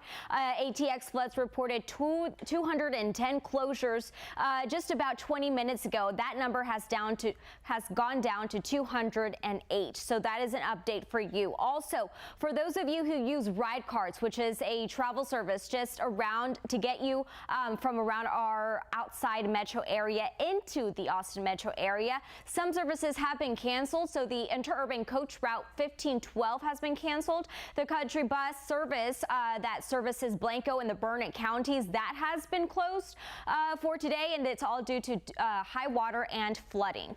So that's the latest update for you in terms of traffic. Back to you at the desk. All right, thank you so much. Anavid joining me now, obviously Albert. And, you know, we're talking about Starkey Dam, all that debris. I find that very interesting that there's probably large debris. Right. There is large debris in that water. That can be a very potentially dangerous situation. Yeah, speaking of Starkey Dam, these are live pictures from Starkey Yeah. Dam. Andrew Wilson, our new digital meteorologist, is out there. Look at this, 10 gates are open. There are some people in their lifetimes that have never seen 10 gates open at Starkey Dam. I've only seen one open since I've been here, at least in person, since I've been here at KVUE. And this is that flood water that the LCRA is just trying to manage. So a lot of rainfall over the last several days, in particular the last 48 hours, adding up to nearly a foot over portions of the Llano River Basin west of Llano near Mason, and then even west from there towards Junction. And all of that flood water is being transported. Llano River, and then its next stop is the Kingsland area as it makes its way into Lake LBJ. So Lake LBJ is really high. From Lake LBJ, and there's the debris you were just talking about. Yeah. Who knows what that is? Looks like maybe a stool or something. But from Lake LBJ, it then goes to Lake Marble Falls. And what separates Lake Marble Falls from Lake Travis is what you're seeing right here. This is Starkey Dam. And that is incredible. Look at that. If you really think about it, and the force, I mean, there's a lot to factor in here, you know? Wow. Again, live pictures from Starkey Dam, just southeast of Marble Falls. This is the water, Yvonne. This is the flood water that is moving now into Lake Travis. Matter of fact, Starkey Dam separates Lake Marble Falls from Lake Travis. So this is kind of the upper western sections of Lake Travis, and that's why Lake Travis continues to increase. Potentially could get to 100% full, because it's not just flood water from the Llano River that's being transported via the chain of lakes from Lake LBJ to Lake Marble Falls, but also flood water that's coming in from Sandy Creek, flood water that's coming in. A lot of tributaries, yes. Yeah, from the Pedernales. Those are the three main arteries. And that's why when we talked to Clara Tuma with the LCRA earlier today, that it hasn't been decided yet, but it's on the table that floodgate operations are possible down the road for even Mansfield Dam. Now, Mansfield Dam separates Lake Travis from Lake Austin. If that were to happen, if we were to have, even if it was just one floodgate open, we would have floodgate operations downstream from there. The Tom Miller Dam. Tom Miller Dam is the one in West Austin. That's the one that you see a lot on our tower camera that separates Lake Austin from Lady Bird Lake. So again, back to live pictures from Max Starkey Dam. What is that? Is that a piece? Is that a boat? No, right? It may something kind of capsized boat. I don't know. That's very interesting. You know what I also found interesting? Chris Bishop from basically he was talking to us from TxDOT, and he was saying, you know, this is something we have to think about days moving forward. The integrity of these bridges, of some of these roadways. He said they're going to have a lot of people pay attention to some of our pathways because of the force of this water, the debris, and all that. It could really damage the roadways. Yeah. So think about this. It's over 200,000 cubic feet per second. The amount of force of water is incredible what you're seeing right there. Again, these are live pictures from Max Starkey Dam near Marble Falls as that water now makes its way into Lake Travis. So we've got more rain in the forecast, and that's what's kind of giving me a little bit of a pause. A little bit of a pause because we've got swollen rivers, swollen creeks, we've got saturated soil, especially west of Austin in the hill country.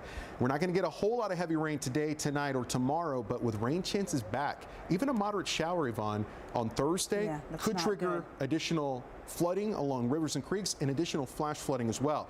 The National Weather Service saying earlier that areas in the hill country, Mason, Llano, and Gillespie County in particular, you shouldn't travel in those areas today because from last night's rain into the early morning hours, there's still numerous road closures because of flooding. And remember, there are shelters in Llano, in Kingsland. We have all of those on our website, KVUE.com. You can also see our broadcast not only on KVUE.com, but also on our Facebook page.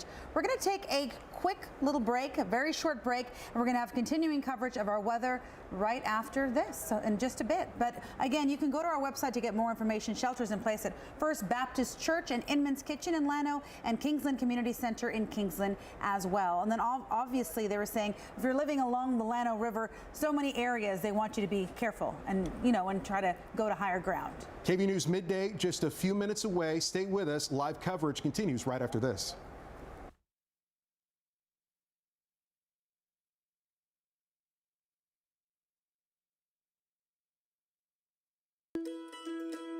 Wake up on the good side of the morning every morning. Kick your weekdays off right, starting at 4:30 a.m. If you have a car, you could get cash. With a title loan at Speedy Cash, you get more cash, up to $10,000.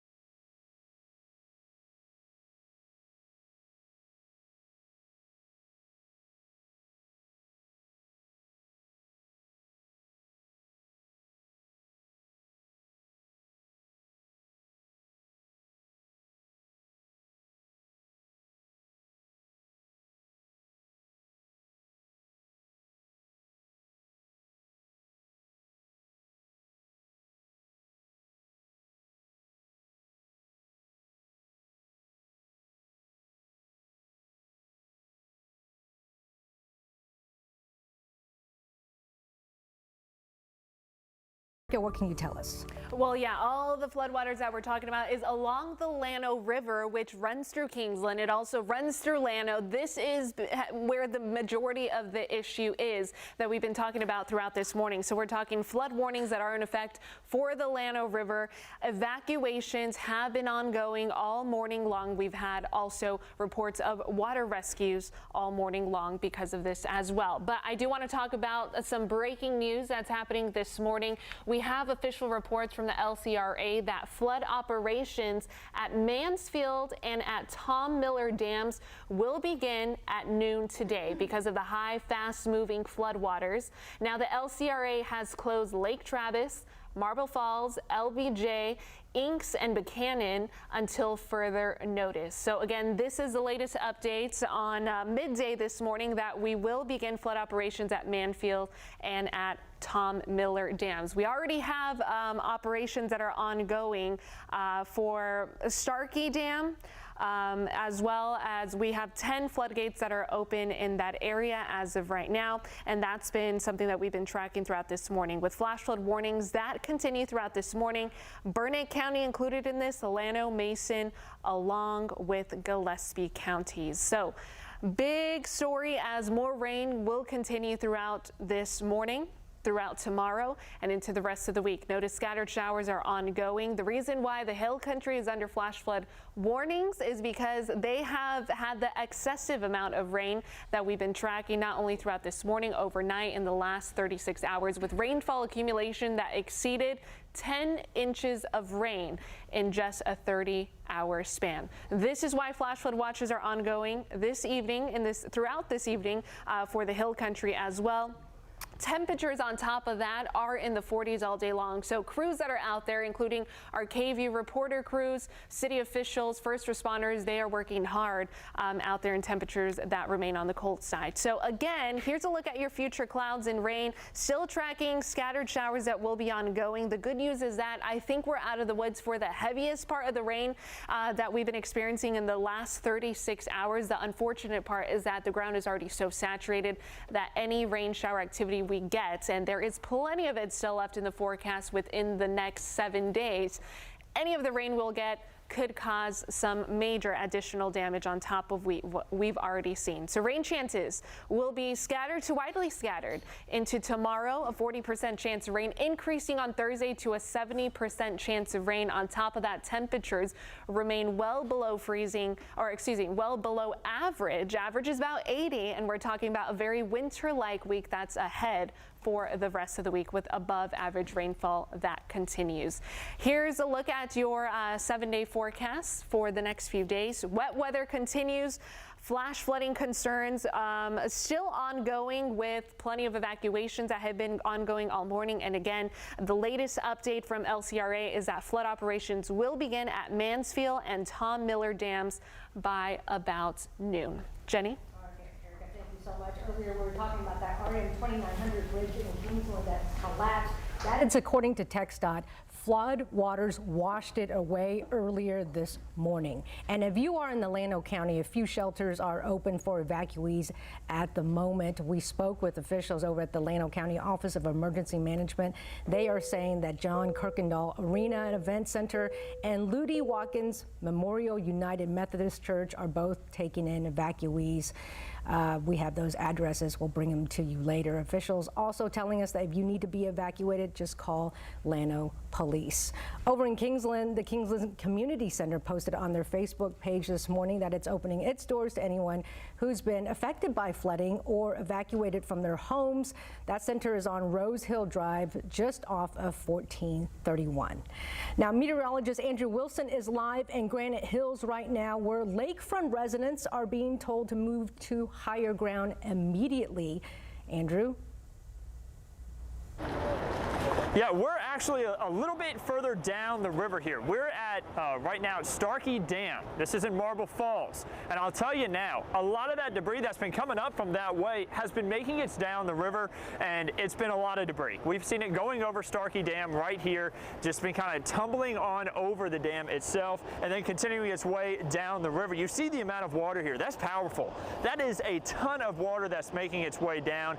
Dangerous. Whenever we talk about flooding, we're talking about the top killer killer when it comes to weather in the United States. Flooding is a very dangerous thing. So this is something that needs to be taken seriously. When you see water across the road, when you see water rising up around you, maybe near where you are, head to higher ground, seek help from officials, find a way to get to drier areas, and of course, once again, never try to drive across a flooded roadway. We don't want anybody ending up in the water because we really don't want to see anything like a car going down this. Now, we haven't seen anything like that. Once again, we've seen pieces of docks down there. You may see that tumbling down right there in the whitewash.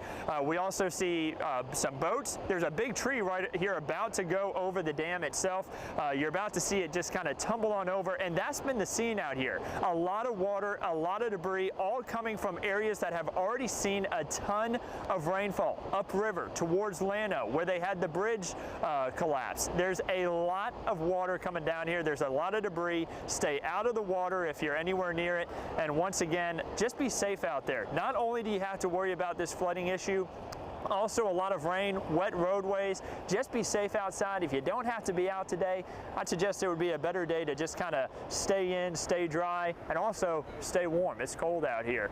Out here at Starkey Dam in Marble Falls, Andrew Wilson, KVUE News. Thank you, Andrew. And anytime we get lots of water on the roadways, there are issues on our roadways. And Ray is checking out the roadways for us this morning. And That's right. Thank you, Jenny. And it's actually inadvisable to travel just anywhere near the Kingsland area, anywhere near Marble Falls, anywhere near Llano. So go ahead and stay home, just as you heard, because it's very important to do so just to stay safe and keep yourself and those around you safe. Let's talk about this Kingsland closure, though. This is the latest closure, according to TxDOT. This is RM 1431. It's closed between Bonnie Cove and County Road 132B. Also, we're reporting on closures, but also I want to let you know that 2 main state highways in the Llano area have reopened. But first, I want to remind you that the 16 bridge here in downtown Llano remains closed. Also, heads up, RM 152, which is known as Main Street, is closed just between County Road 105 and 4th Street.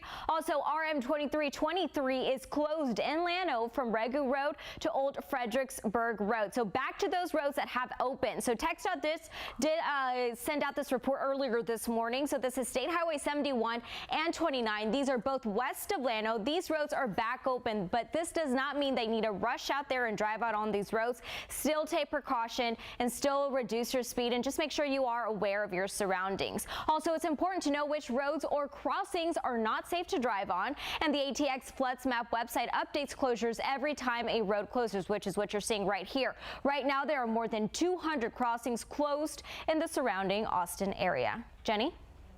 So much, and you are looking at the waters raging through Hickory Creek. This is in Marble Falls. This is sent to us from one of our very own team members, Terry Gruca, who lives in Marble Falls. Now, Texas Governor Greg Abbott is taking action to keep families safe as severe weather and flooding continues to impact our state. He tweeted this out earlier today, urging Texas to, quote, please closely monitor changing weather conditions and to heed warnings from local officials. Very good advice. All right, let's get a check of what is going on right now, because weather conditions are changing right now. Okay, Albert Ramon is back. He has been with us all morning long, so he's going to take it over right now. Albert, what can you tell us? Okay, so the biggest headline that we have just in the last 5 minutes is that we will indeed have floodgate operations at Mansfield Dam for Lake Travis and eventually at Tom Miller Dam, and we believe that's going to happen in less than an hour at noon. So what does that mean? Well, it means there's going to be some swifter, fast-moving, and a little bit higher water moving through Lake Austin and then eventually through Lady Bird Lake, including right through downtown. So the reason is for this opening of gates, additional gates at Mansfield and eventually at Tom Miller Dam, is that we're looking at Lake Travis on the rise now. As of the last look, 89% full. When we started this morning, this was like 82% full. So you can see how that water is going up. The majority of the rain has been falling south of Lake Buchanan. So Lake Buchanan pretty steady at 89% full. So I've had some questions about, hey, what about this part of Lake Buchanan? We're going to keep an eye on the Colorado River upstream for you. But right now, the major flooding is occurring along the Llano River. The Llano River did crest this morning during the 7 a.m. hour at 39.9 feet. That's the highest crest at the Llano River since 1997 and the second highest crest in recorded history. We got to go back to 1935, June of 1935, the only time the Llano River at Llano was higher, when it was at 41.5 feet. Now, that flood water continues to make its way downstream. We've had a very bad morning in Kingsland. We've had a bad morning in Granite Shoals, and that water now moving into Lake LBJ and also Marble Falls. There are 10 floodgates open at Wirtz Dam. That's releasing that flood water from Lake LBJ to Lake Marble Falls. And there are 10 floodgates open at Max Starkey Dam, which releases water from Lake Marble Falls into Lake Travis.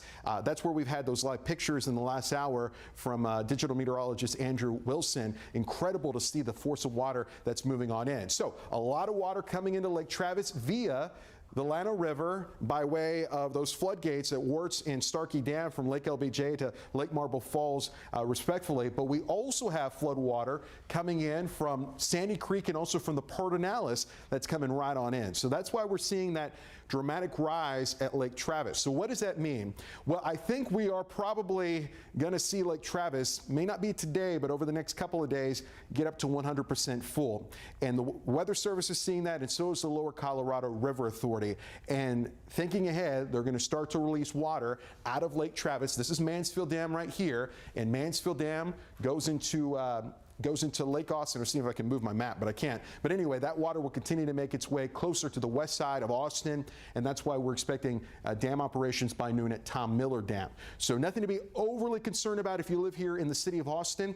You want to stay away from the lakes. The LCRA has closed lakes for any kind of recreational use, and you're going to notice the water moving a little bit swifter. It's going to be a little bit higher at Lake Austin and also Lady Bird Lake. And then downstream from there, we'll likely see that water start to move through the Colorado River, Bastrop, Smithville, LaGrange, several hours from now. So that's the latest information that's going on there.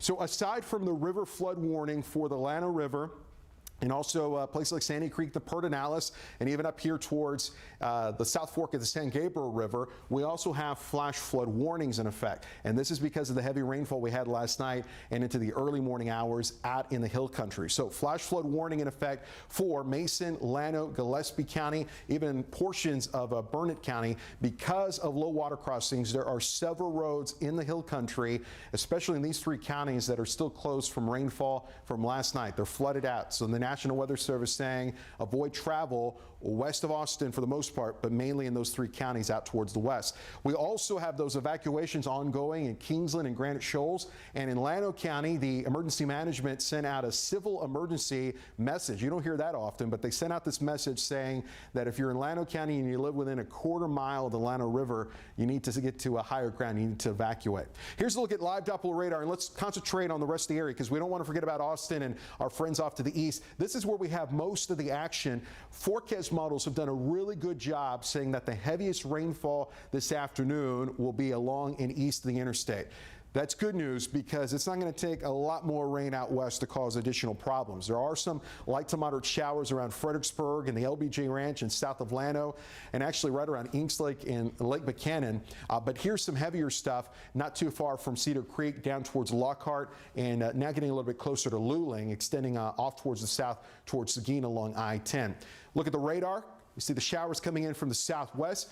The meteorology behind this is that cold front is well to the south of us now in Mexico and in the Gulf of Mexico. You've got a cold north wind, but above the surface by 20 or 25,000 feet, the wind is out of the southwest, and that warmer wind rides on top of that cool air mass where we're at, and allows for a cloudy and rainy weather patterns, what we call overrunning, and that's why the rain is going to stick around today, tonight, into tomorrow.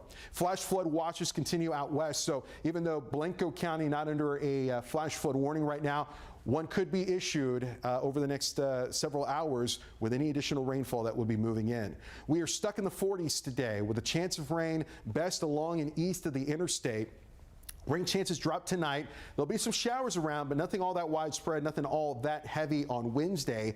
But because of swollen creeks, rivers, and also saturated soil, additional flash flooding, river, and creek concerns certainly possible on Wednesday. I'm getting a little worried about Thursday because of those same ingredients in play, saturated soil, our swollen river, our swollen creeks.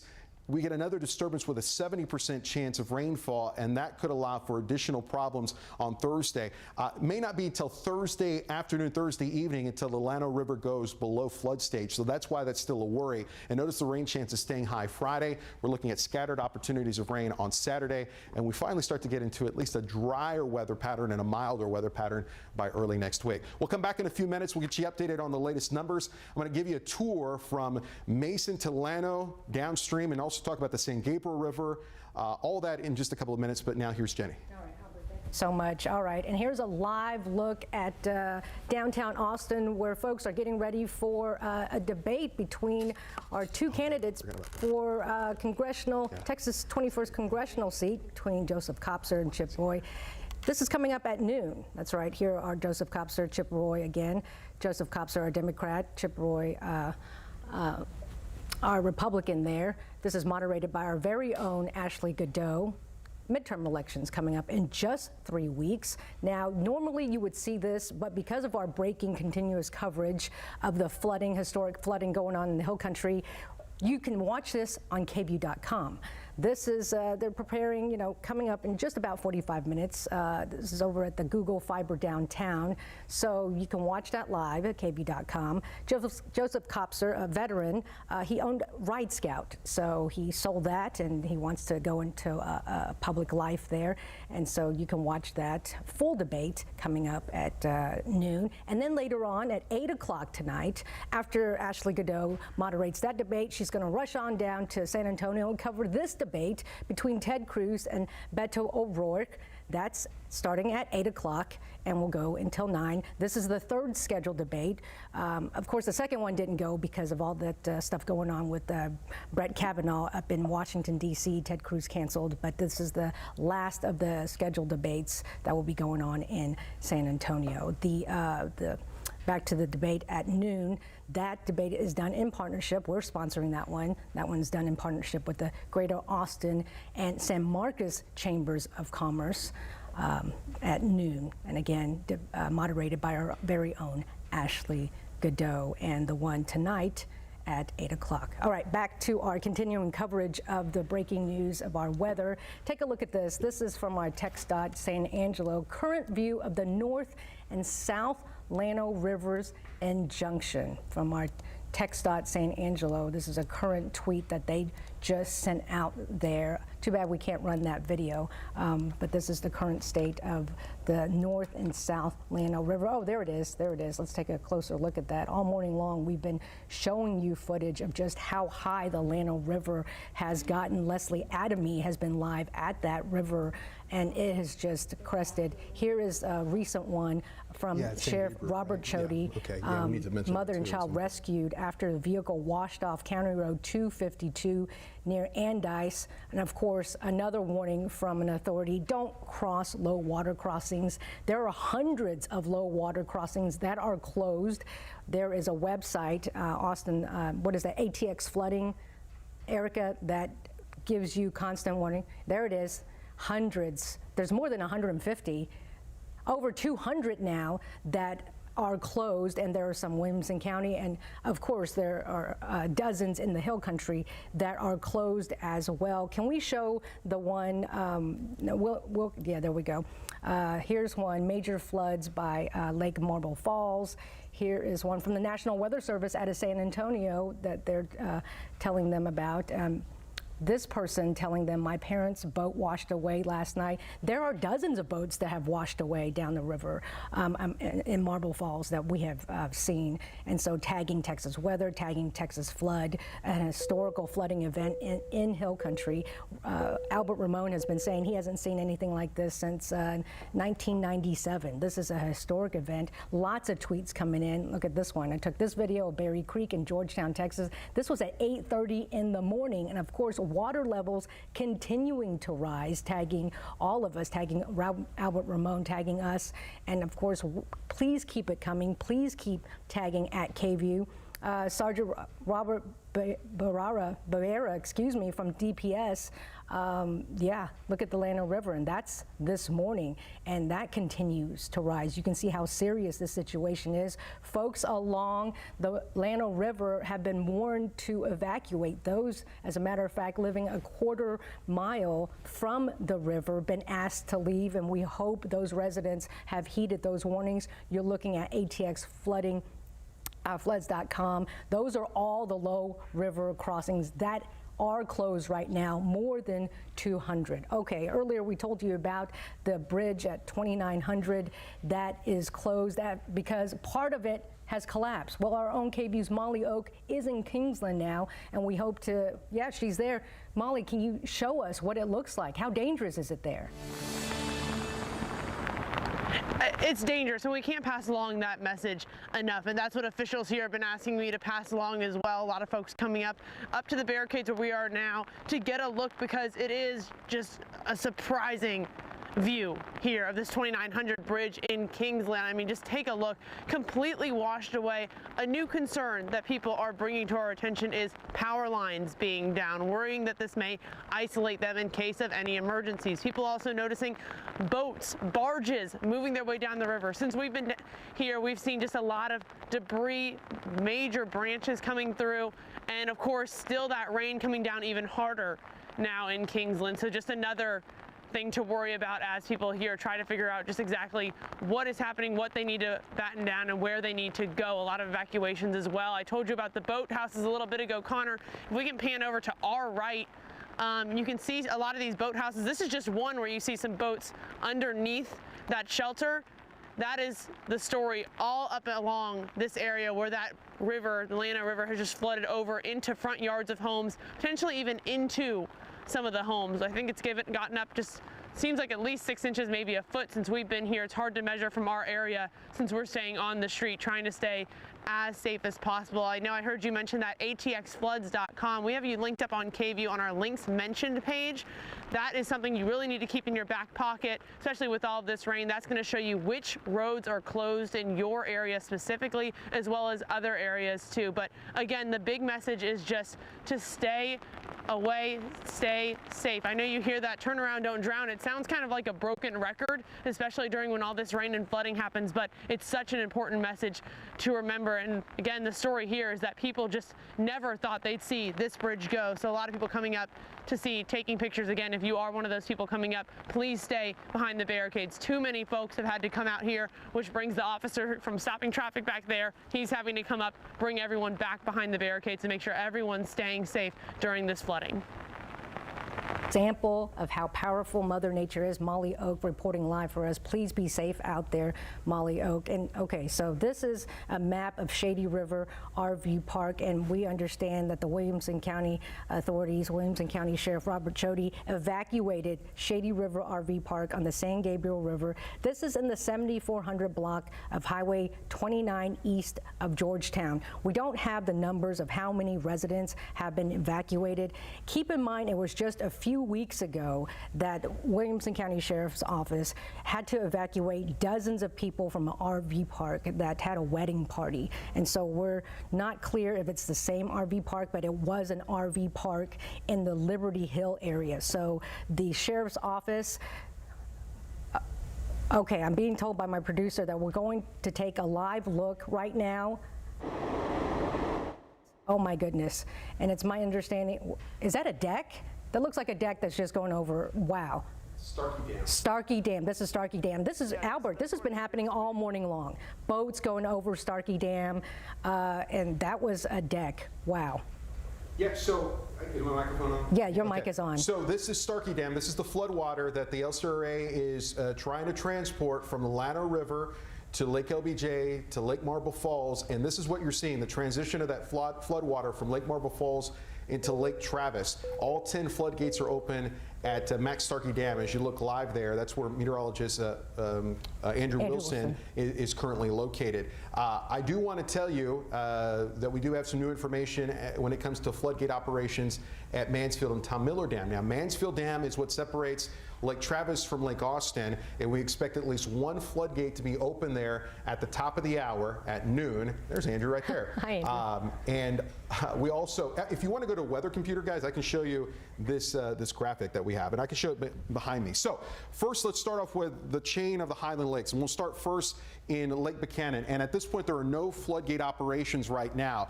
I want to keep an eye on this, though, because we do have fairly new flood warnings for the Colorado River upstream of Lake Buchanan. So no floodgate operations at the moment in Buchanan Dam.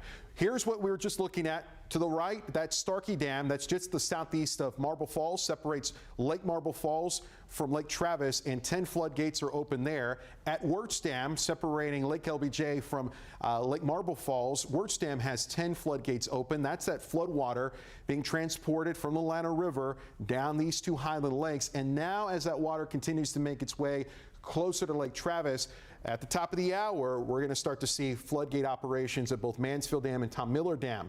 One of our reporters is there.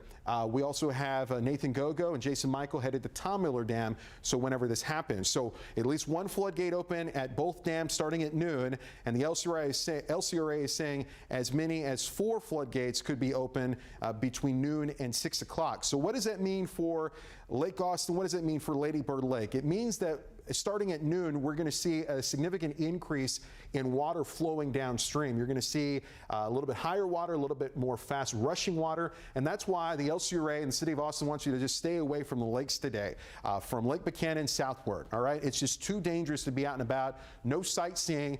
We are going to position our cameras in safe spots, and you'll be able to see those live images here, hopefully within the hour from both of these two dams. So that's what we got going on. Why are they going to release water out of Lake Travis? Well, this is the reason why. Lake Travis now at 90% full, and at times today already, and what we can expect for the rest of the afternoon, Lake Travis, get this, Jenny, is going to be rising 1 foot per hour. 1 foot per hour, just unbelievable. Lake Buchanan at 89% full. That number's going to go up too with some water coming in north of Lake Buchanan along the Colorado River. There's a look at the active warnings. We still have major flood stage right now along the Llano River in Mason County, south of the city of Mason, through Llano, and making its way through places like Kingsland and Granite Shoals, and then making its way through Marble Falls. Let's put Granite Shoals on the map so you can see, and I'll get rid of those arrows so you can see that a little bit clearer. Before we go back to Jenny, if it's okay with the producer and the director, I'm going to pull up another graphic because I want to start updating some of these new numbers for you. And let me just get that going on here. So if you want to get a closer look at this, and especially if you live along the Llano River, I encourage you to pull this up on your phone or your home computer, weather.gov/Austin, and click on rivers, and you'll be able to see all the rivers. So this is the latest information that we have, and this is the Llano River at Mason. And here's the thing about the river. It's not like it's peaked and it's going to come down. We're going to have another little bit of a flood wave come in because of all the heavy rainfall we've had the last 2 days out west of Mason, closer to Junction. So notice how right now Llano River at Mason is at 29.03 feet, but it goes as high as 36.1 feet later tonight by 10 o'clock. So major flood stage there at the Llano River near Mason. This is a look at the Llano River at Llano, and as we've been talking about all morning and now into the afternoon, that the Llano River at Llano did crest at 39.9 feet at 7 a.m., the highest crest at the Llano River at Llano since 1997, and the second highest crest in recorded history. We got to go back to the 1930s to see the river even higher than that, and we came within about 1.5 feet of the record. There you see the record line up here towards the top of the graph at 41.5 feet. So Llano River at Llano, it's coming down a little bit, still major flood stage, but look, more water comes in and it's back up to 37.1 feet here later on tonight into the overnight hours for your Wednesday. Want to also get you updated here. This is Sandy Creek near Kingsland. This has also got a flood warning on it. This is going to be in moderate flood stage, but slowly decreasing as we roll through the day, all right? This is the Pedernales River at Johnson City. Right now in minor flood stage, may go up a little bit and then come back down. And I don't want to forget our friends that are watching in Williamson County. This is the South Fork of the San Gabriel River at Georgetown. We got a report of an RV park near the San Gabriel River that is being evacuated because of rushing water. Right now, the San Gabriel River, the South Fork, is at 16.8 feet, which puts it in moderate flood stage. and we're expecting it to crest here within the next 2 hours to 20 feet before slowly decreasing. So it's just busy out there, everybody. And I just, we can't stress enough for you just to be safe. The National Weather Service says that travel is not advised in the hill country because it's not just river and creek issues, Jenny, but it's also low water crossings. And there are several roads, even from last night, that are still waterlogged, still closed and impassable because of flooding. We're back in the Weather Center here in just a couple of minutes with another update. Back to you. Granite Shoals Police Department sent out several low water crossing intersections that were closed off earlier this morning. We have a list of that, but before we get to that, meteorologist Andrew Wilson is live in Granite Shoals, where just a few minutes ago we showed you that deck that just went right over Starkey Dam. So he's out there where lakefront residents were being told to move to higher ground. Andrew, are you there? Yeah, as we take a look on off to the west, I mean, that's where all the rain had been falling, and here as well. But of course, upriver, that's been the biggest concern, and all that water continues to move down throughout all the waterways right here through Marble Falls, and especially even all the way down anywhere connected to this area. This water is all going downstream. But what you need to know here is there's going to be a lot of debris in the water over the next few days. It's going to be possibly even over the next few weeks. The main concern with all this rain that we've had has been, of course, the flooding issue. And you see it here, Starkey Dam, way up. We're seeing debris go down the river, and it just continues to be an issue not only for those who live right along the water, but those who may have to commute across maybe some low water crossings, or even just areas that are near a creek, a road near a creek, because the water is well up. As we were coming down here through Marble Falls, we stopped on 2nd Street, my photographer and I, and we noticed that the water was over the roadway. The police had the roads blocked. These roads are being blocked for a reason. It's because this water is dangerous. We haven't seen any cars go over this dam, but we've seen docks, we've seen small watercraft such as rafts, we've seen kayaks, we've seen a lot of large trees, and just all sorts of other kinds of debris. We don't want to see that as an issue. Your car could be swept away when you try to cross through some of these low water crossings. We don't want to see that. Be safe out there on the road today. Once again, that turn around, don't drown that you keep hearing, that's serious. Flooding kills more people a year than any other type of severe weather. So a very big concern that we want to make sure everyone stays safe, get home safe tonight. If you don't have to be out today, don't be. And when you head home, make sure that you don't try to cross any areas that have flooded roadways. So once again, we're continuing to watch all this water go down. Another concern that's going to be here along the main waterways are the creeks. The water is going to be going up some of these creeks up the backway, kind of backwashing up the creeks, I guess you could say, and it could lead to some flooding areas as well. So we're going to be watching that closely. We're going to continue to watch out here at Starkey Dam as debris continues to go over. Just saw what looked like it could have been maybe a paddleboard or a small raft go over. This is just going to be something we're dealing with here for a while. So here in Marble Falls, meteorologist Andrew Wilson, KVUE News. Thank you so much, Andrew. And before we take a quick break, let's go back to Kingsland. We want to give you one last live look at what's going on there. Molly Oak was live there, and let's take a look at that bridge that collapsed, partial collapse of the 2900 bridge there. Now stay with us. We will have continued coverage right after this quick break.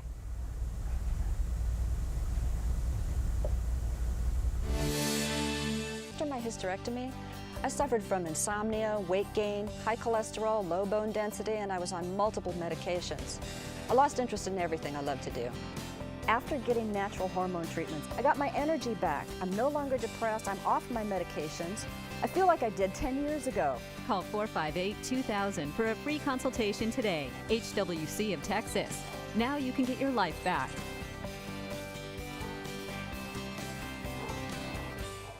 An accident with a company vehicle is not just another car accident. If you were hit by a company vehicle, call Thomas J. Henry. Attorneys are available 24/7, nights and weekends. At the top of just about every fall maintenance checklist, you'll find clean out gutters. And that's where we come in here at Belden Leaf Guard, a Texas company since 1946. You can count on us to do the right thing and put the right product on your home. Take a look at Leaf Guard, the only one-piece rainwater management system. The water goes in, keeps out the leaves, pine needles, and other debris. It's earned the Good Housekeeping seal not once, but 10 years in a row. So now would be a great time to call to eliminate climbing the ladder, putting your hands in that gunk to clean out the gutters. Get Leaf Guard, the gutter that never clogs, guaranteed. 77% off labor if you call this month. You get a bonus with purchase a $200 Visa gift card. And if you call during this program, a $25 gas card with your complimentary in-home estimate. Belden Leaf Guard, where integrity is our family business. We're going to put the best product on your home. Let me keep your gutters clean forever. Call 1-800-GUTTERS. We can do that. Casa Mechanical's Lane Christensen's a man of few words. Air conditioning, heating, plumbing, and preventative maintenance. We can do that. Factory trained and certified technicians. We can do that. And Casa installs Carrier Infinity systems with Green Speed Intelligence, because when it comes to comforts, Carrier can do that. For comfort and experience you can count on, turn to the experts at Casa Mechanical. And you can do that. Casa Mechanical, we can do that. Know before you go. Trust KVUE and Vote Texas. Vote Texas. Vote Texas. Vote Texas. Vote Texas. Yahoo! Injuries never take a break. Neither do we. Call Thomas J. Henry.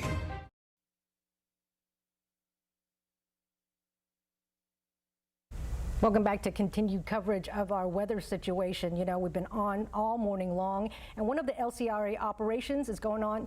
They're letting out water, or they're closing Mansfield Dam. Christy Millward is live there to tell us what is going on. Christy, what are you seeing right now? Well, Jenny, we are live here at Mansfield Dam. Now, this is what stands between Lake Travis and Lake Austin. So I want to show you over here. These are some of the floodgates. If our photographer here, Rebecca, can zoom in, these are some of the floodgates. Now, there are 23 of these here at Mansfield Dam, and we expect the first one to open at noon. Now, Claire Tuma with LCRA tells us the second one should open at 2 o'clock, the third at 4 o'clock, and the fourth at 6 o'clock. Now, obviously, with the rain continuing up in the river system and the lake system, that could change. She calls this a dynamic situation that is constantly changing, and so that plan could, of course, change. Now, authorities are telling everyone along Lake Travis and along Lake Austin to take precautions. Now, we're also seeing people are starting to gather here. It looks like we have some people who are wanting to watch this and wanting to see this happen. Again, that first floodgate should open here at noon at Mansfield Dam.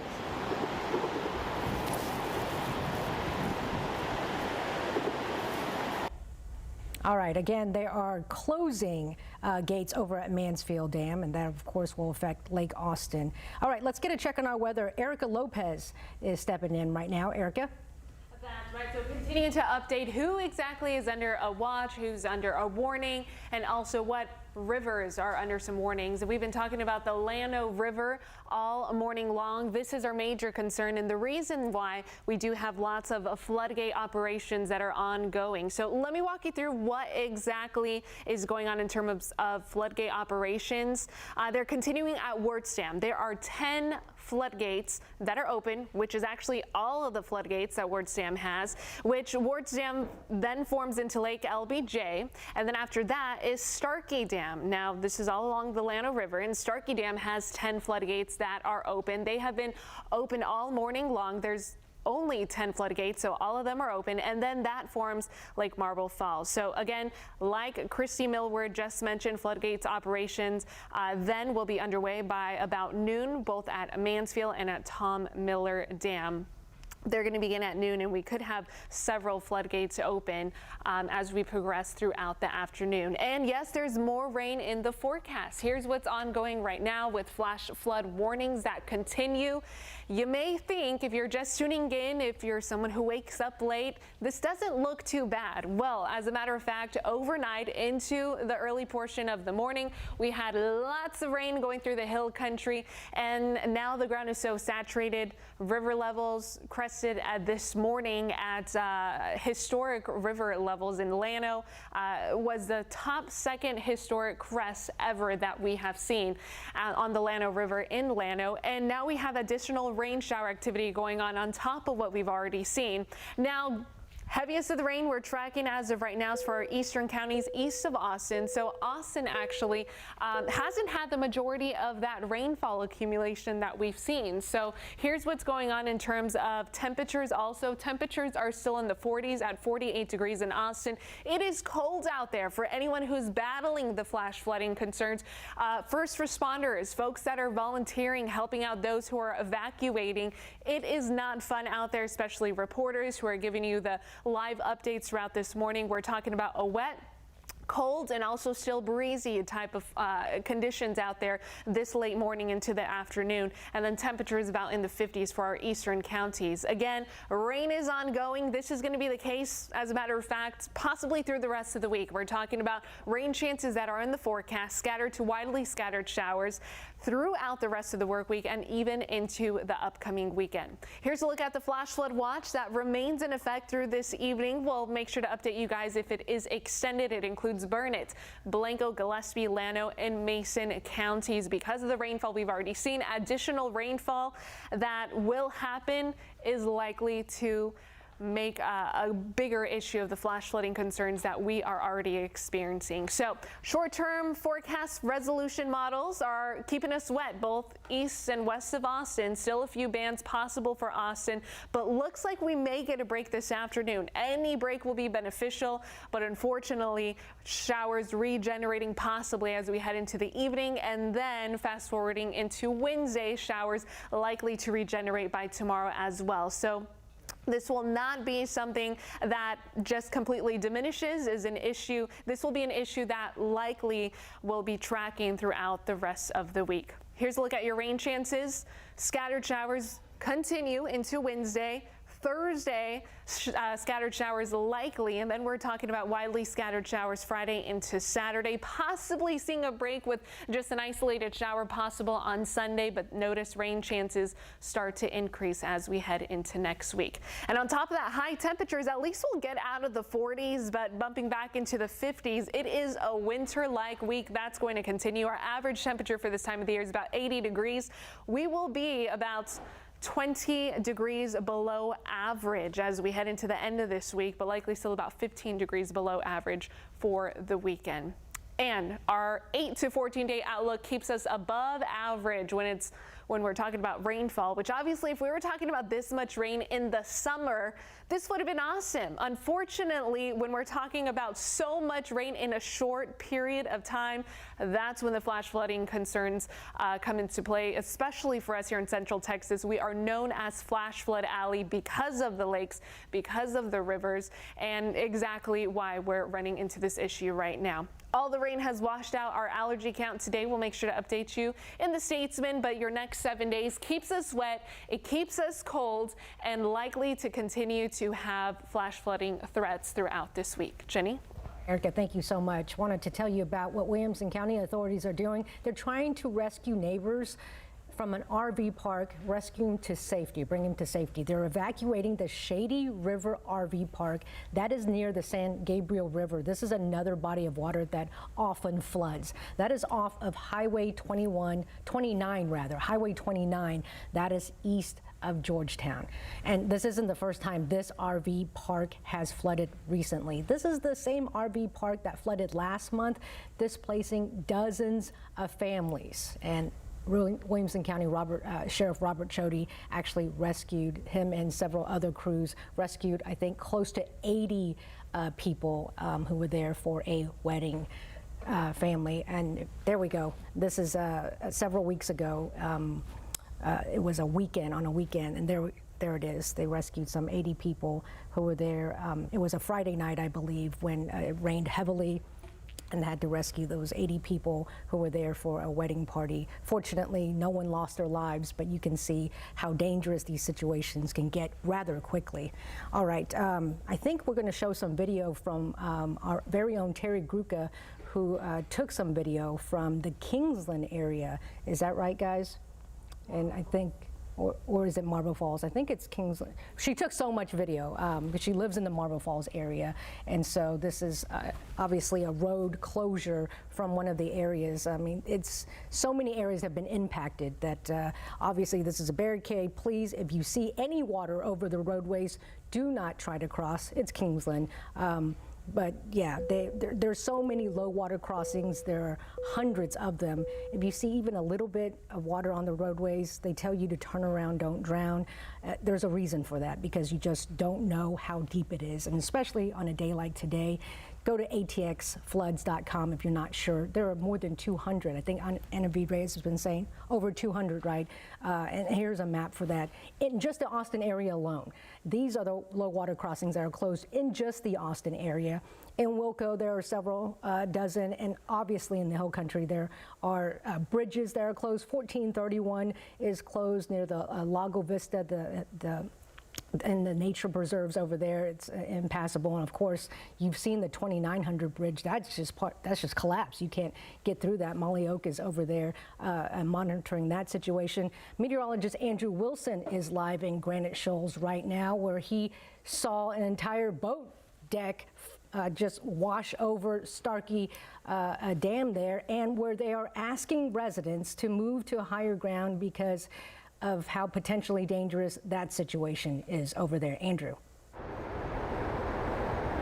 Yeah, it was about a 2-story boat dock, we'd say. I mean, it was big, and when it went over the dam, it had everyone out here's attention when it went over. It has been a lot of debris going over the edge. We just saw a tree go over here just a moment ago. A lot of really smaller crafts. We've seen a lot of floating docks. We've seen kayaks. We've seen a few rafts and a lot of water. It is a ton of water that has fallen today, and all that water that fell further on upstream towards, well, up the river rather, towards Llano, all that water has kind of collected down into all of the valleys and creeks and ends up right here, going down this big river and really becoming a big issue. People along the river, this is their property that you're seeing here. You're seeing their kayaks, you're seeing their rafts, you're seeing their boat docks, their whole boat docks going down the river. Very dangerous situation. You don't want to be anywhere near the water. A lot of people are taking photos up here, kind of higher up, like where we are. This is kind of a safer area where you could do it, but don't be down there closer to the water. And honestly, I'd suggest not really even being outside today. It's dangerous out there. The roads are very wet. We have a lot of water across some roads, especially in this area. We were on 2nd Street in Marble Falls earlier on today. The water was across the road. We were down towards, I believe it's Johnson Park, where the water was flooded throughout the park. It was all the way up, even above some of the speed limit signs, and then down towards Lakeview Park. And we also noticed that some buildings there along the park had flooding on the lower levels. So the water has risen a ton. There's a lot of power behind this water, even when you're talking about like a low water crossing or what would look like a little bit of water across the road. It could be a lot more, and if it's going fast enough, it could sweep your car away. I mentioned it earlier, we haven't seen any cars go over this dam. We don't want to, so please, do not try to drive through flooded areas. Turn around, don't drown. It's going to continue to be pretty full out here, I'd imagine, as we make our way throughout possibly the next few days. And it's been pretty wet out here and cold. Another good reason to kind of stay inside and try to stay warm. And we'll continue to keep you updated out here at Starkey Dam in Marble Falls. Andrew Wilson, KVUE News. Andrew, before you go, besides the 2-story boat dock, have you seen anything else fall over Starkey Dam? Is he still with us by any chance? Yeah, it's been mainly a lot of large trees. That's what we've seen most of. But we've also seen a lot of smaller floating docks, a lot of rafts, we've seen a few kayaks go over as well. But that 2-story boat dock, I'd say that's the biggest thing that we saw go over since we've been out here. So it's been a lot of stuff. You look upriver and you just see a lot of mainly sticks and large logs and trees coming down the river, but not seeing anything bigger than what that 2-story boat dock was. That was pretty powerful though. Water is a strong thing. Flooding kills more people every year than tornadoes, than lightning. It's a big thing, and that's why we really want to hit it home. Please stay safe. Don't try to drive out in flooded areas, and stay away if you see anything like this. Don't be trying to get down there anywhere near that water, and don't get in the water, because not only could it sweep you away, but also there's a bunch of debris in there, and you don't want to get hurt by that either. So yeah, just be safe out there. Very good advice. Meteorologist Andrew Wilson joining us live from Granite Shows. Thank you so much. Now, earlier we were out at Mansfield Dams, where LCRA has started opening floodgates. KVUE's Rebecca Trejo joins us live from there with more. Rebecca. Jenny, that's right. We spoke to the Lower Colorado River Authority this morning, and they tell us that one gate is expected to open at noon, a second gate here at 2 o'clock this afternoon. I want to take you here behind me and give you a look at what the dam looks like right now. So a second gate will open at 2 p.m., a third at 4, and then a fourth floodgate at 6 o'clock this afternoon. And that number could change depending on the high water levels on Lake Travis. There are 23 floodgates in total at Mansfield Dam. They're expecting to just open 4 as of now for today.